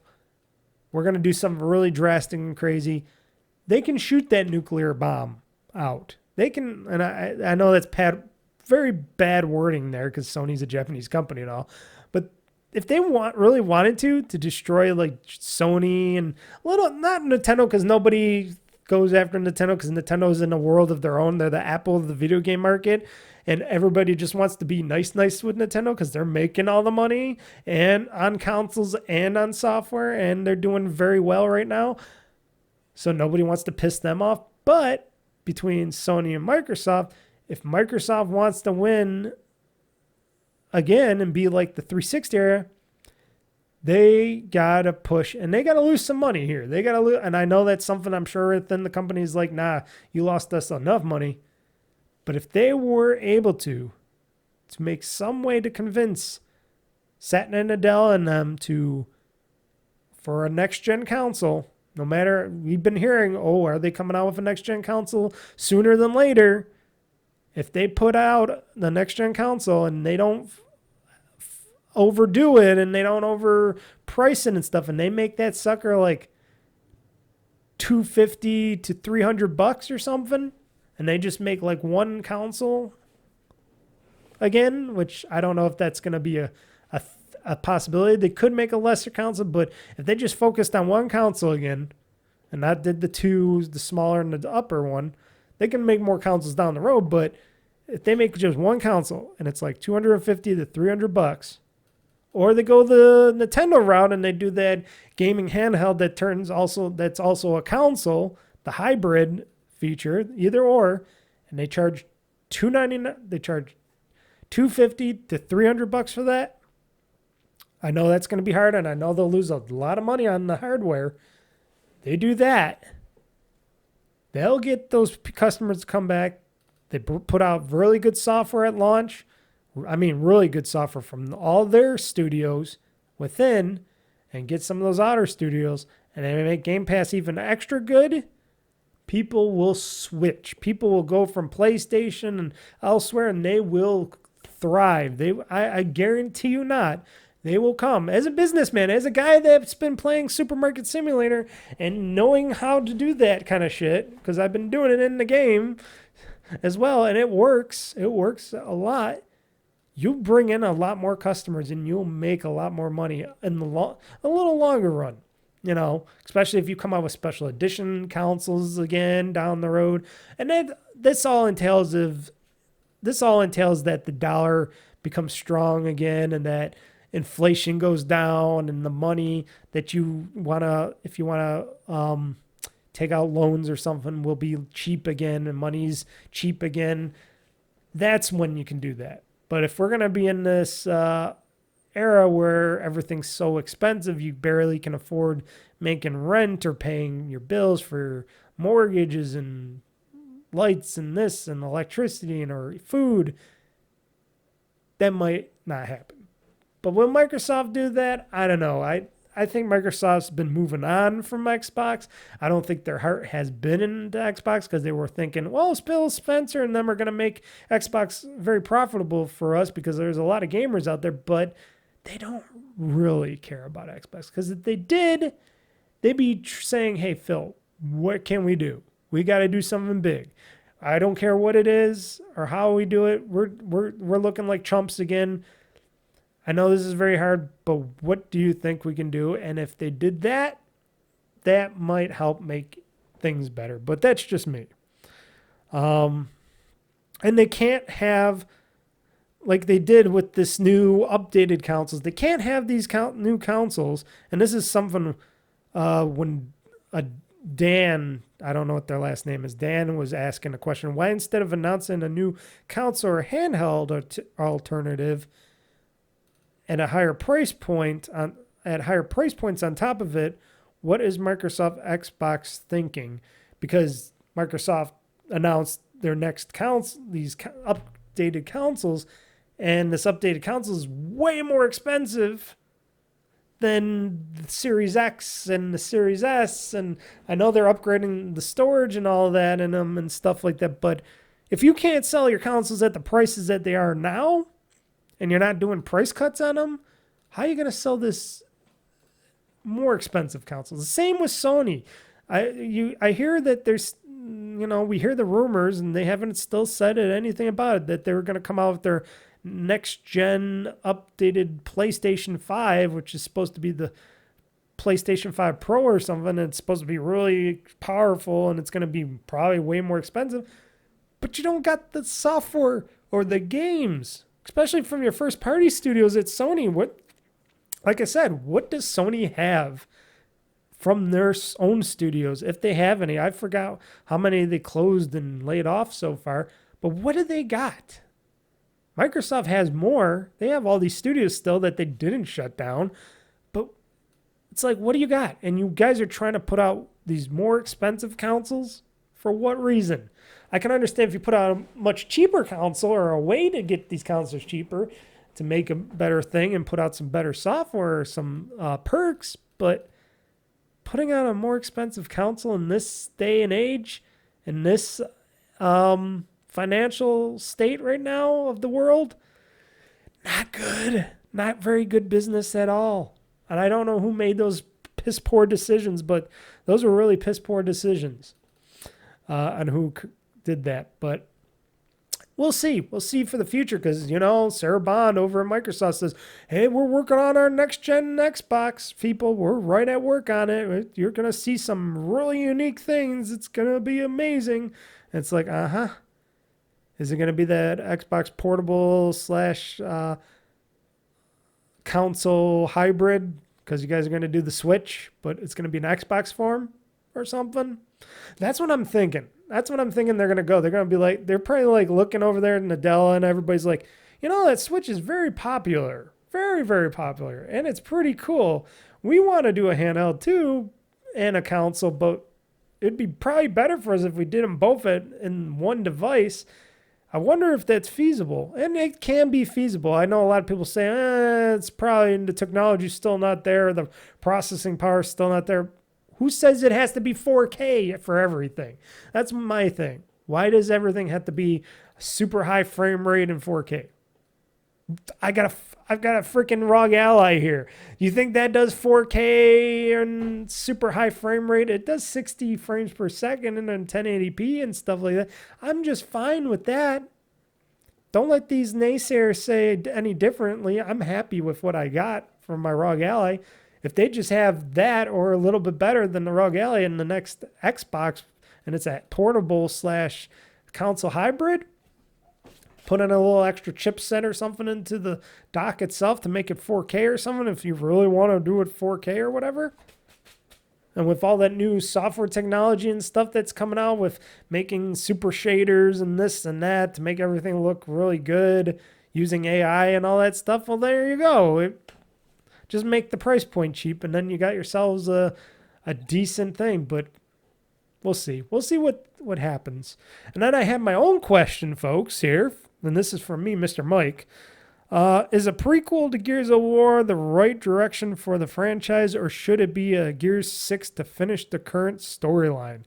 So this is from Mr. Mike to me, Mr. Mike, asking myself this question, because I haven't talked about it before. And the answer to that is, sure, I would like the next Gears of War.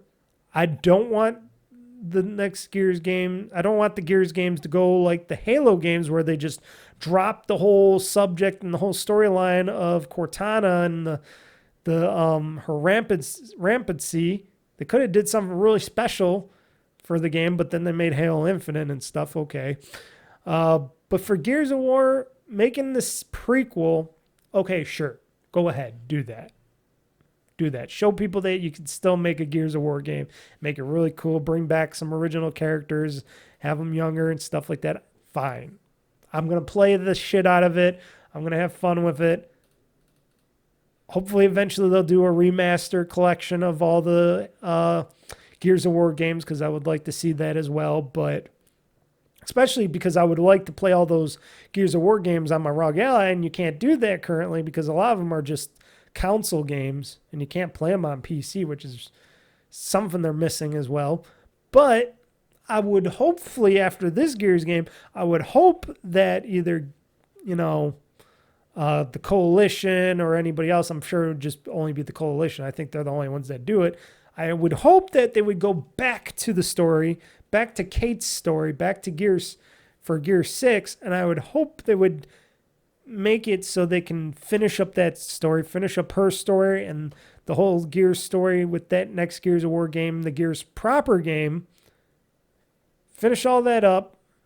You can do it all in one story. You don't have to drag it out for another couple games.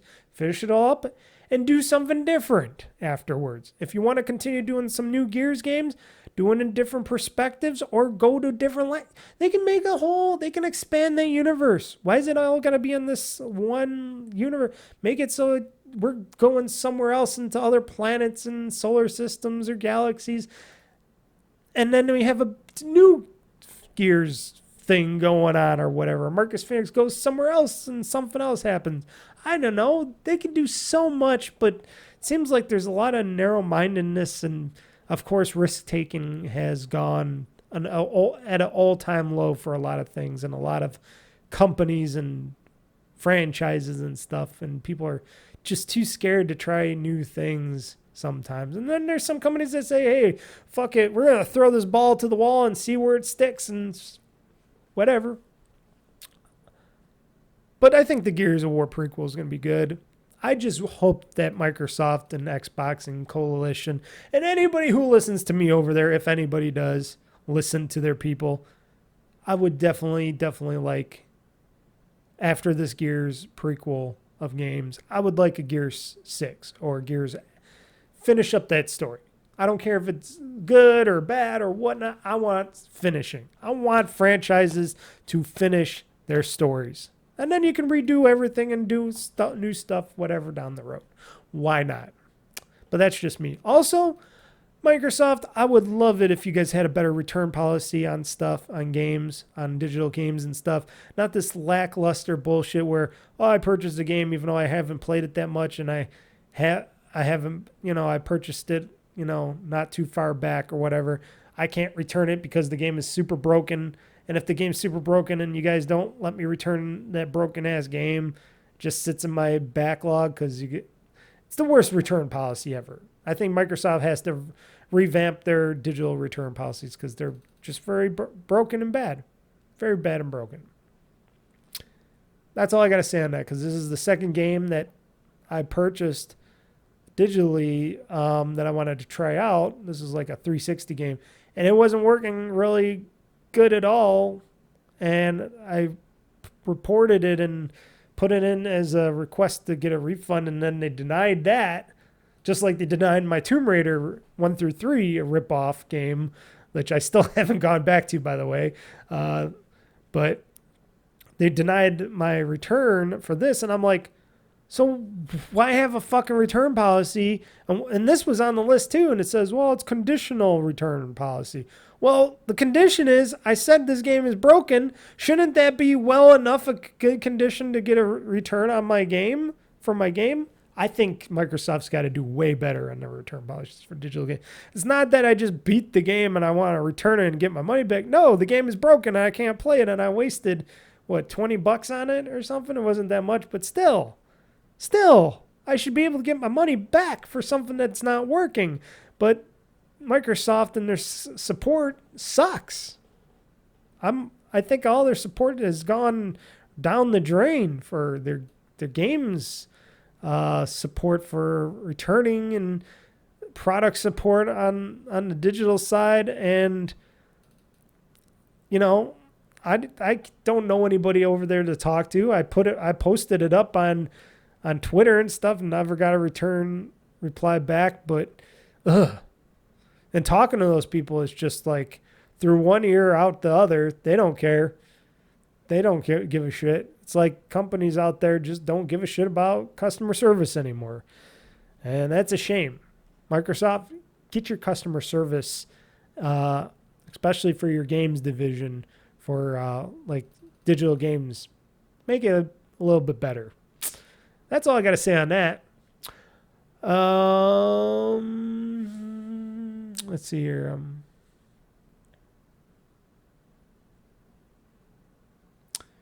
I think I talked about everything I wanted to talk about or wanted to talk about or interested. So all we got left now, folks, I guess, is the news, the game's news. And there's not that many game news stories. So why don't we get into the news that is the game's news of the show? And here we go. The game's news from the past week. Oh, boy. Oh, now it's 2 o'clock. Holy shit. Well, this podcast is almost 2 hours again. I didn't think it was going to get this long. I thought it was only going to be like 50 minutes, maybe an hour, and I was going to be done. No. I talk a lot, people. I'm good at talking, even talking like nonsense. I can just ramble on and on and on and on and on and on. Anyways, I'm probably one of the very few people that are putting out podcasts this week because it's the 4th of July week, and people, we're gonna take a vacation. We can't just sit there home and talk on a microphone for a little bit. I can.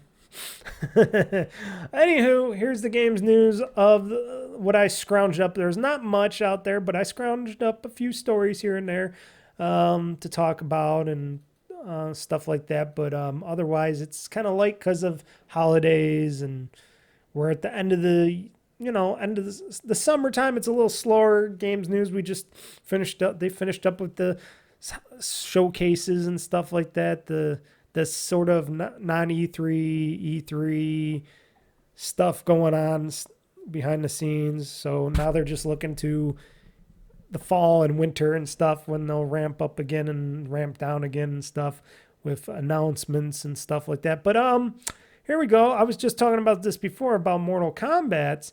Mortal Kombat's next 6 DLC characters may have leaked online if you haven't heard. And a couple of these characters, I'm like, oh, good. And the rest, and the other couple of characters, I'm like, how many people care about these characters? One of the next round of DLC fighters that very interested me was Ghostface. Ghostface from the Scream franchise. If you know him, he's the killer behind with the big Ghostface mask and the hood and the knife and all that. Supposedly Ghostface is going to be in Mortal Kombat 1 as a DLC character, and I'm like, okay, cha-ching, here's my money. Another one, which this one is probably the biggest one that I'm very, very excited for, because usually they have the Terminator going into the Mortal Kombat games and other fighting games and stuff. Arnold, move over. It's time for Robert Patrick and the T-1000. Yes, the liquid metal man himself. And I'm wondering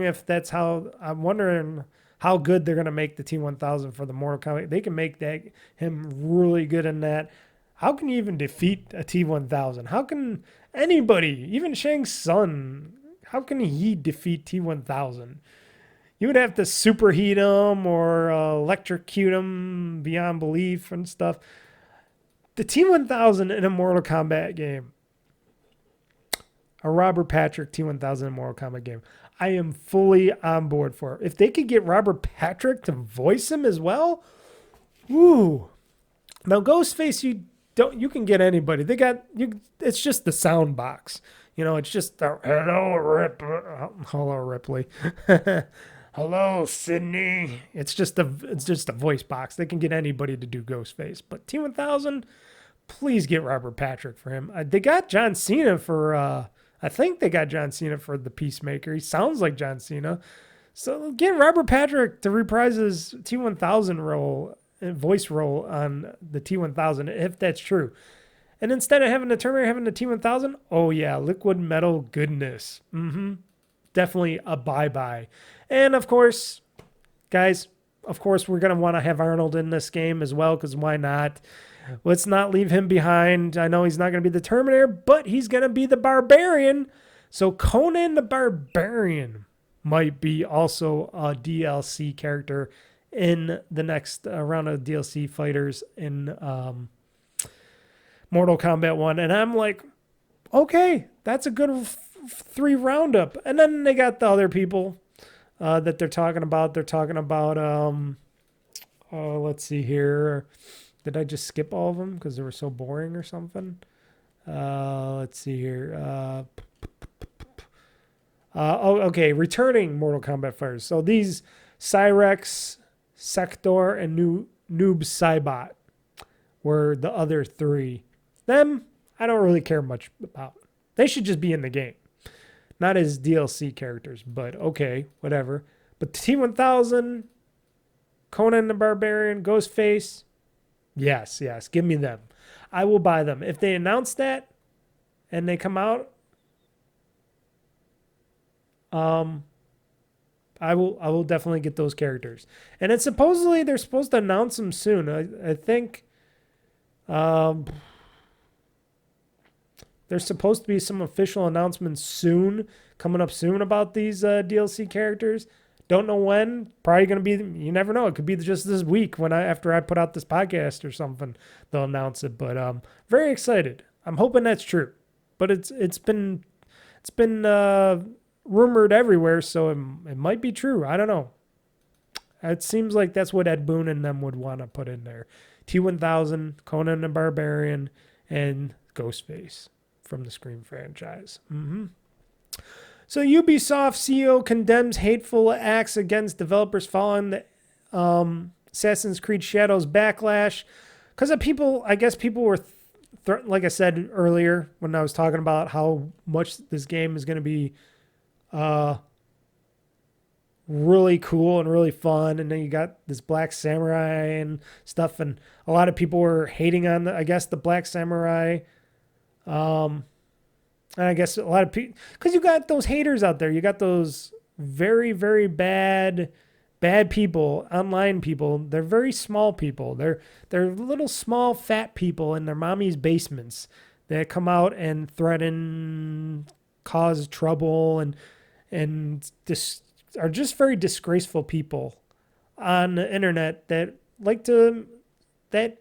think they got opinions, but they don't, and they like to be hateful against characters like this Black Samurai guy and stuff like that. And it's just like women protagonists, main character protagonists in video games.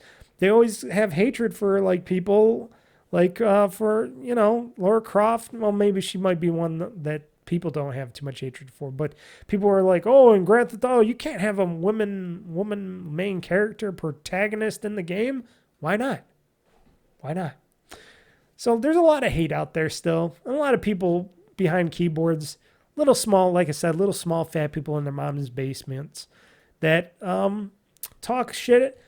And, it's not like over at Ubisoft that they're perfect. They got their own internal problems and shit going on. But, hey, when people want, people want to make a good game with some cool characters, they do a good job there. And apparently still there's backlash to the game's male protagonist, a samurai based on a historical Black Samurai Yusuke. So there's, I guess, a lot of AC shadows into ongoing harassment campaigns targeting diversity, equity, and inclusion. It's just pettiness. It's pettiness. People, stop being petty.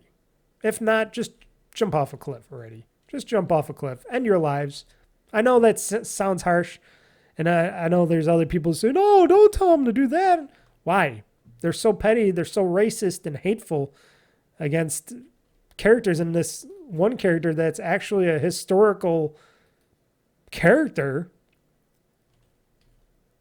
they should just go kill themselves. Because what else are they doing? They're being hateful against all sorts of groups, probably women, gaming groups, this, that.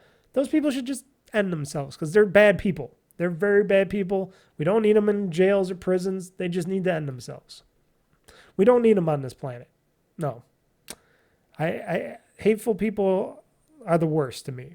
You know, me, I can dislike and hate people, but that's only because of their actions and what they do. It's not because of the people. Like, I can hate my ex-girlfriend who is Asian, but that's just because she's fucking lazy and a narcissist, and that's all I hate. I don't hate her culture or the group. It's just because I dislike what she's found out that she's become, because she's lazy, stupid, and she does very bad things. And it's like, okay, there you go. That's my personal point on that. It's not that I hate the groups or anything. You know, you can hate certain people, you know, certain cultures and stuff, but don't hate them. Just hate the people that do the bad things. And that's my thing. And, you know, and I don't really have any hate for people. You know, it's like the whole, and I'll bring this back. I know this ain't video game wise, but the whole immigration thing here in this country with Biden letting in all the immigrants and stuff. And now they're trying to slowly close the borders. And then you got all these bad immigrants coming in here, all the not so good ones, the ones causing trouble and doing destruction and murdering, and we'll just say a bunch of other bad things. I hate those people. Those people need to be destroyed. Not even being sent back, but destroyed. Because they're bad, and they came in our country to be bad. And then we got all these the homeless people that just want a better life. They're just living on the streets, and then we're giving them all our money and stuff away. And it's like, no, they got to start working for themselves, and they got to learn to work for themselves. They got to learn to speak our language. And this is why we should have closed borders here and only open for fun and trade. And if people want to move to our country or vice versa, like if we want to move to another country, there should be a process that goes on. It's probably not going to be easy to come in, and you got to have some actual things to give when you're coming into this country.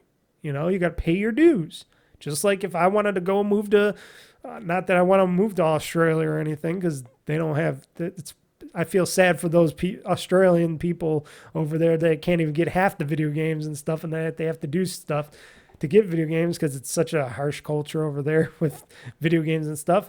But if I wanted to move there, I have to pay my dues. I have to make a request. I have to do certain stuff. Probably have to have already a job there. Something would have to be to get accepted to go to Australia. Or if I wanted to move to Japan, they would just kick my ass out if I just said, oh, I'm just coming in here, I'm going to set up shop, there we go. No, you got to pay your dues.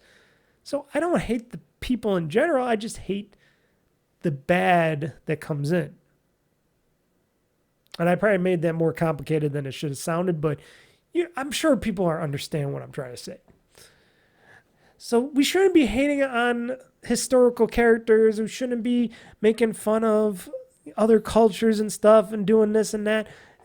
It's so petty, and it's just very few people that are very upset and very small, living in their parents' basement, that have nothing better to do, that can't do anything, that they're pathetic. And they need to be destroyed because they're just trying to cause trouble all across the board, and we don't need them. I'm sorry. We don't need them. That's my little thoughts and views. You might be disagreeing on that, but we can't just let people just run amok like that. I'm not just being hateful on people all the time, but that's the culture we're living in. And unfortunately, in the video game industry, it's one of the harshest, next to the film industry. Entertainment industry, very harsh on a lot of that stuff. So Dead Rising is getting a remaster. Woohoo! After 8 years, bringing back the zombie killing franchise for fans. Capcom revealed the Dead Rising Deluxe remaster with a teaser trailer, but platforms and a release date remain unknown. Let's see if they bring it to Xbox and stuff or not. I wonder. I wonder if eventually we'll get back like a Dead Rising 3 or something.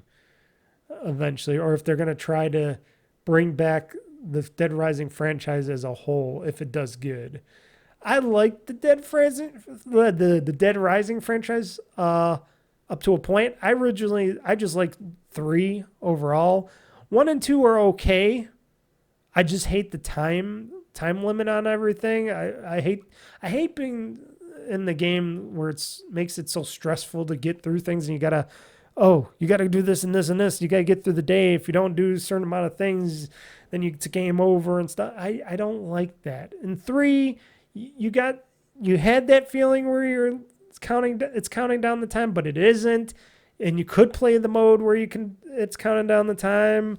I like that part of it, but I did like the original Dead Rising very much. It was always very fun. I never really truly beat it. I do have it for 360. Same with Dead Rising 2. I had that because they had the Frank West collection or whatever the one time where you can get that, and it was like the Frank West edition or something. And I did like those 2 little Dead Rising spin-off games, those little teaser games that they did for off to the side that I purchased and played. Those were pretty good. 4, of course, Dead Rising 4 was kind of a dud because they took away all the stuff that made Dead Rising fun. With all the little boss battles were gone, missing out of it, and it was just so empty and stuff. Even though there's still a lot of zombies, it was just so empty, and it was so. Dead Rising 4 kind of was like that, of the franchise. I really disliked it. But hey, I would be willing to purchase again for probably the 3rd time the original Dead Rising on the next gen console or whatever as a remaster and see what they do with it and how it looks and how it plays. Maybe they'll make it better. Maybe they'll have a non-timed mode or something out of it, and then you could just play through it and have fun. I don't know. That's just something I'm hopefully wishing for, but it's coming back. It's coming back. They're testing the waters over at Capcom there. They want to see if people might want to get back to the Dead Rising franchise again, and we'll see. We'll see if that franchise has some legs to it. Amazon's Tomb Raider and Lord of the Rings video game reveals not too far away, apparently. And that's something I forgot. I don't know who said this, but that's all I'm allowed to tell you right now, I guess, as somebody stated. So it's been some time since Amazon announced its Tomb Raider and Lord of the Rings video games, and it sounds like fans have to wait a little while longer for a reveal. Amazon announced it had signed a deal with Crystal Dynamics to develop and publish the next major Tomb Raider game back in December 2022. As of then, we have heard nothing in the year and a half since, although Crystal Dynamics was forced to reassure fans that it was unaffected by the devastating cuts at its embattled parent company Embracer Group. We all know them. And I'm interested in seeing what another Tomb Raider game will be like, if they're rebooting the franchise again or whatnot, which I think they said they might be. That last Tomb Raider game, I think, what was it, Into the Shadows or something? Whatever that last one was pretty for me. But I'm interested in a new Tomb Raider game. I hope they do a good job with it. We can hope. Meanwhile, Amazon announced that it signed a deal with the Middle-earth rights owner Embracer to develop an as-of-yet untitled Lord of the Rings MMO back in May 2023. Again, we've heard nothing since. Now, no, this has only been like a year or 2 out so far, so productions on these games have been still fairly early. You know, these games, it's probably going to take them like 4 to 5 years to complete these games anyways, if that. So I don't think it's been that long. I don't think we have to rush these games out anytime soon, at least in my perception of the thing. But apparently Amazon Games chief Christoph Hartmann stated a reveal for either game is not imminent, but it's not long away. It's not going to be tomorrow, but it's not too far away. Hartmann said before insisting Amazon Games is now getting into a much more regular cadence of shipping games. How many games has Amazon shipped, really? And that's all he's allowed to tell us right now. But it's about quality. You don't want to just rush it out. Yes, I don't want these games rushed out. I want them to be the best that they can be, especially Tomb Raider. I don't care about the Lord of the Rings but MMO, but I care about the Tomb Raider. And we'll see what happens with that stuff. I don't know.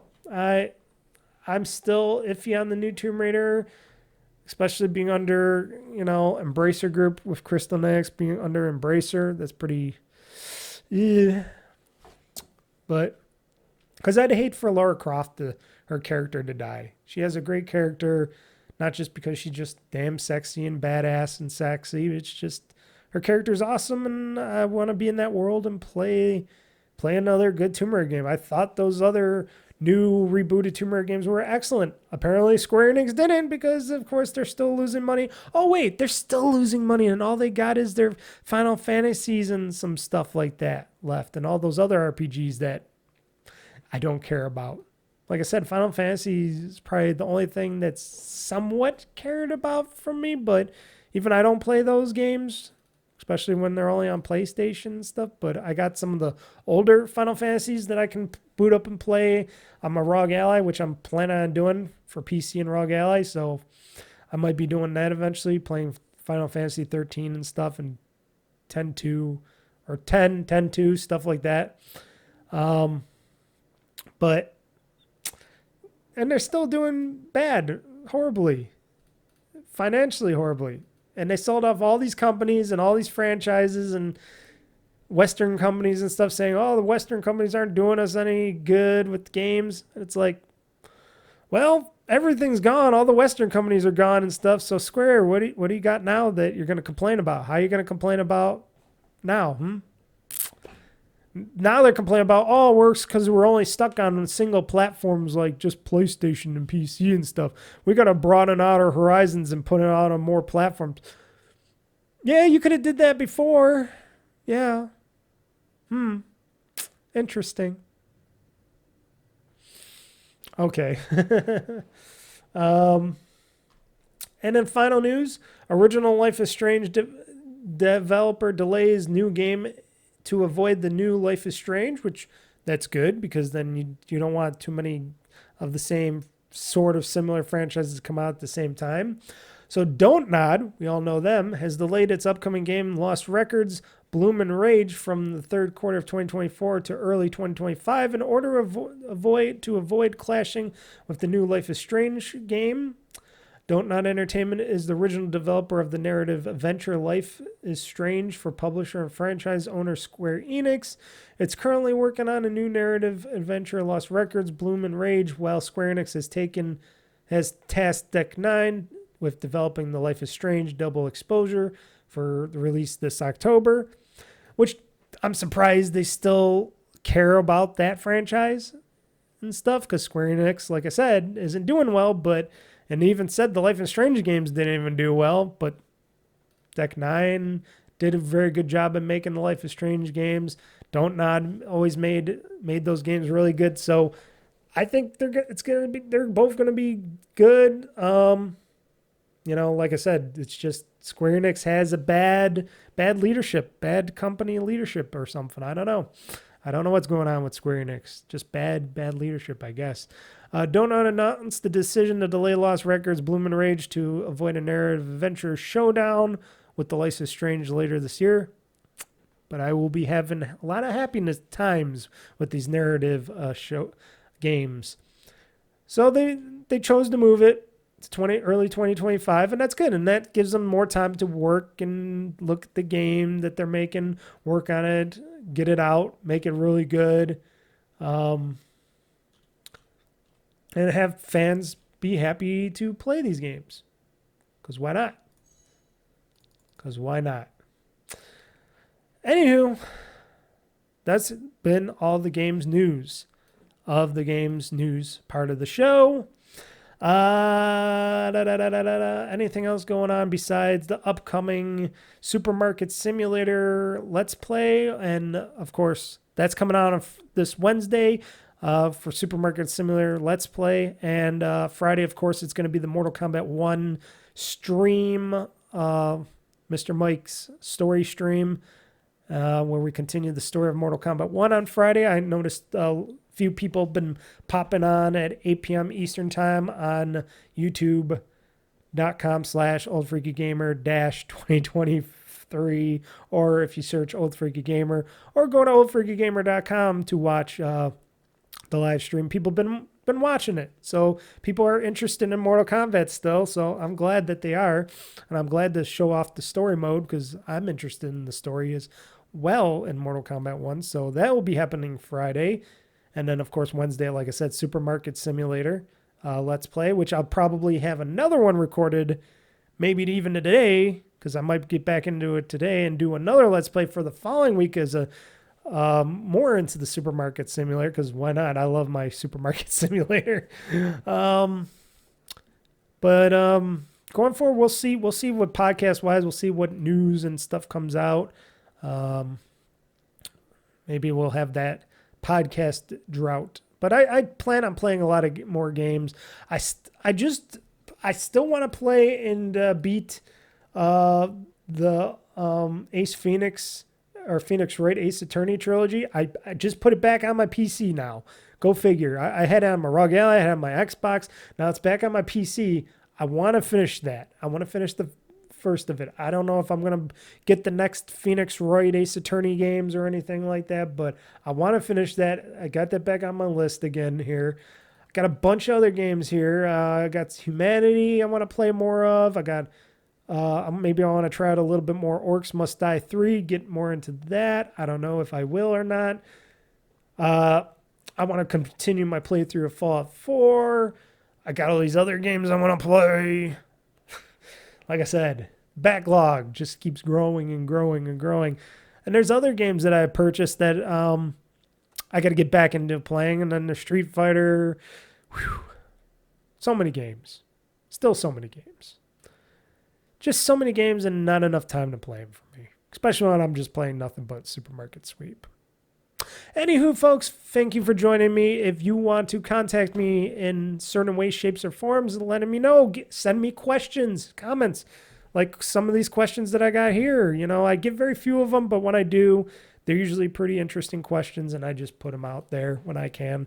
So send me your questions or comments, whatever.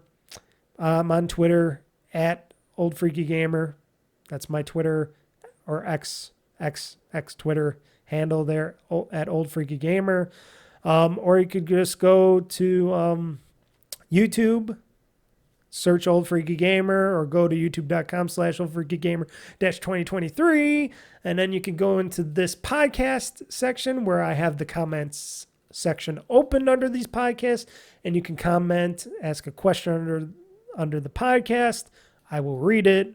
I will get back to you, either in this podcast, next podcast, or I can do it in the comment section. That's always cool.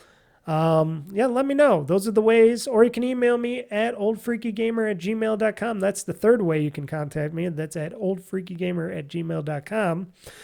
And then if you go to oldfreakygamer.com, that's my website. I have it up. It's a Squarespace site. I pay a lot of good money for it, and I do it all myself. It's pretty fun. I post my videos up there, my podcasts, anything else that I do, I post up there. Got a little schedule that I usually get going correctly.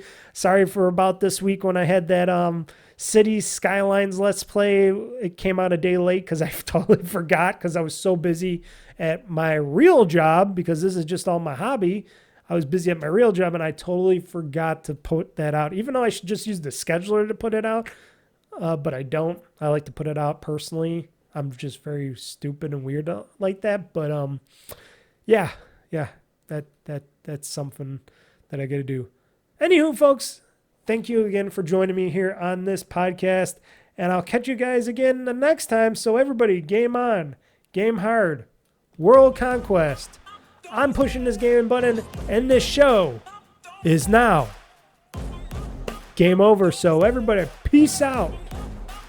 I love the chase and the hunt, and I set the pace when I'm running. I always take what I want and I always give it 100. Don't need a bank, no I'm funded. Play the game like it's nothing. I'm always thankful for something. Don't take for granted, stay humble. Now wake up! It's time to look at the enemy. Look in the mirror if he is no friend to me. It's not working out, maybe it's the chemistry. It's time to break up so I can make a better me. Better believe in your mind, cause it's everything. You can mold, shape, find almost anything. All it takes is some time and some clarity to find your identity. It's mind over everything.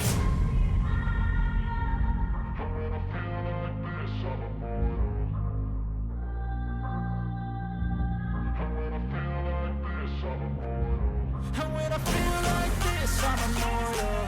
When I feel like this, I'm immortal. When I feel like this, I'm immortal. When I feel like this, I'm immortal. Don't be scared. Step it up. Don't be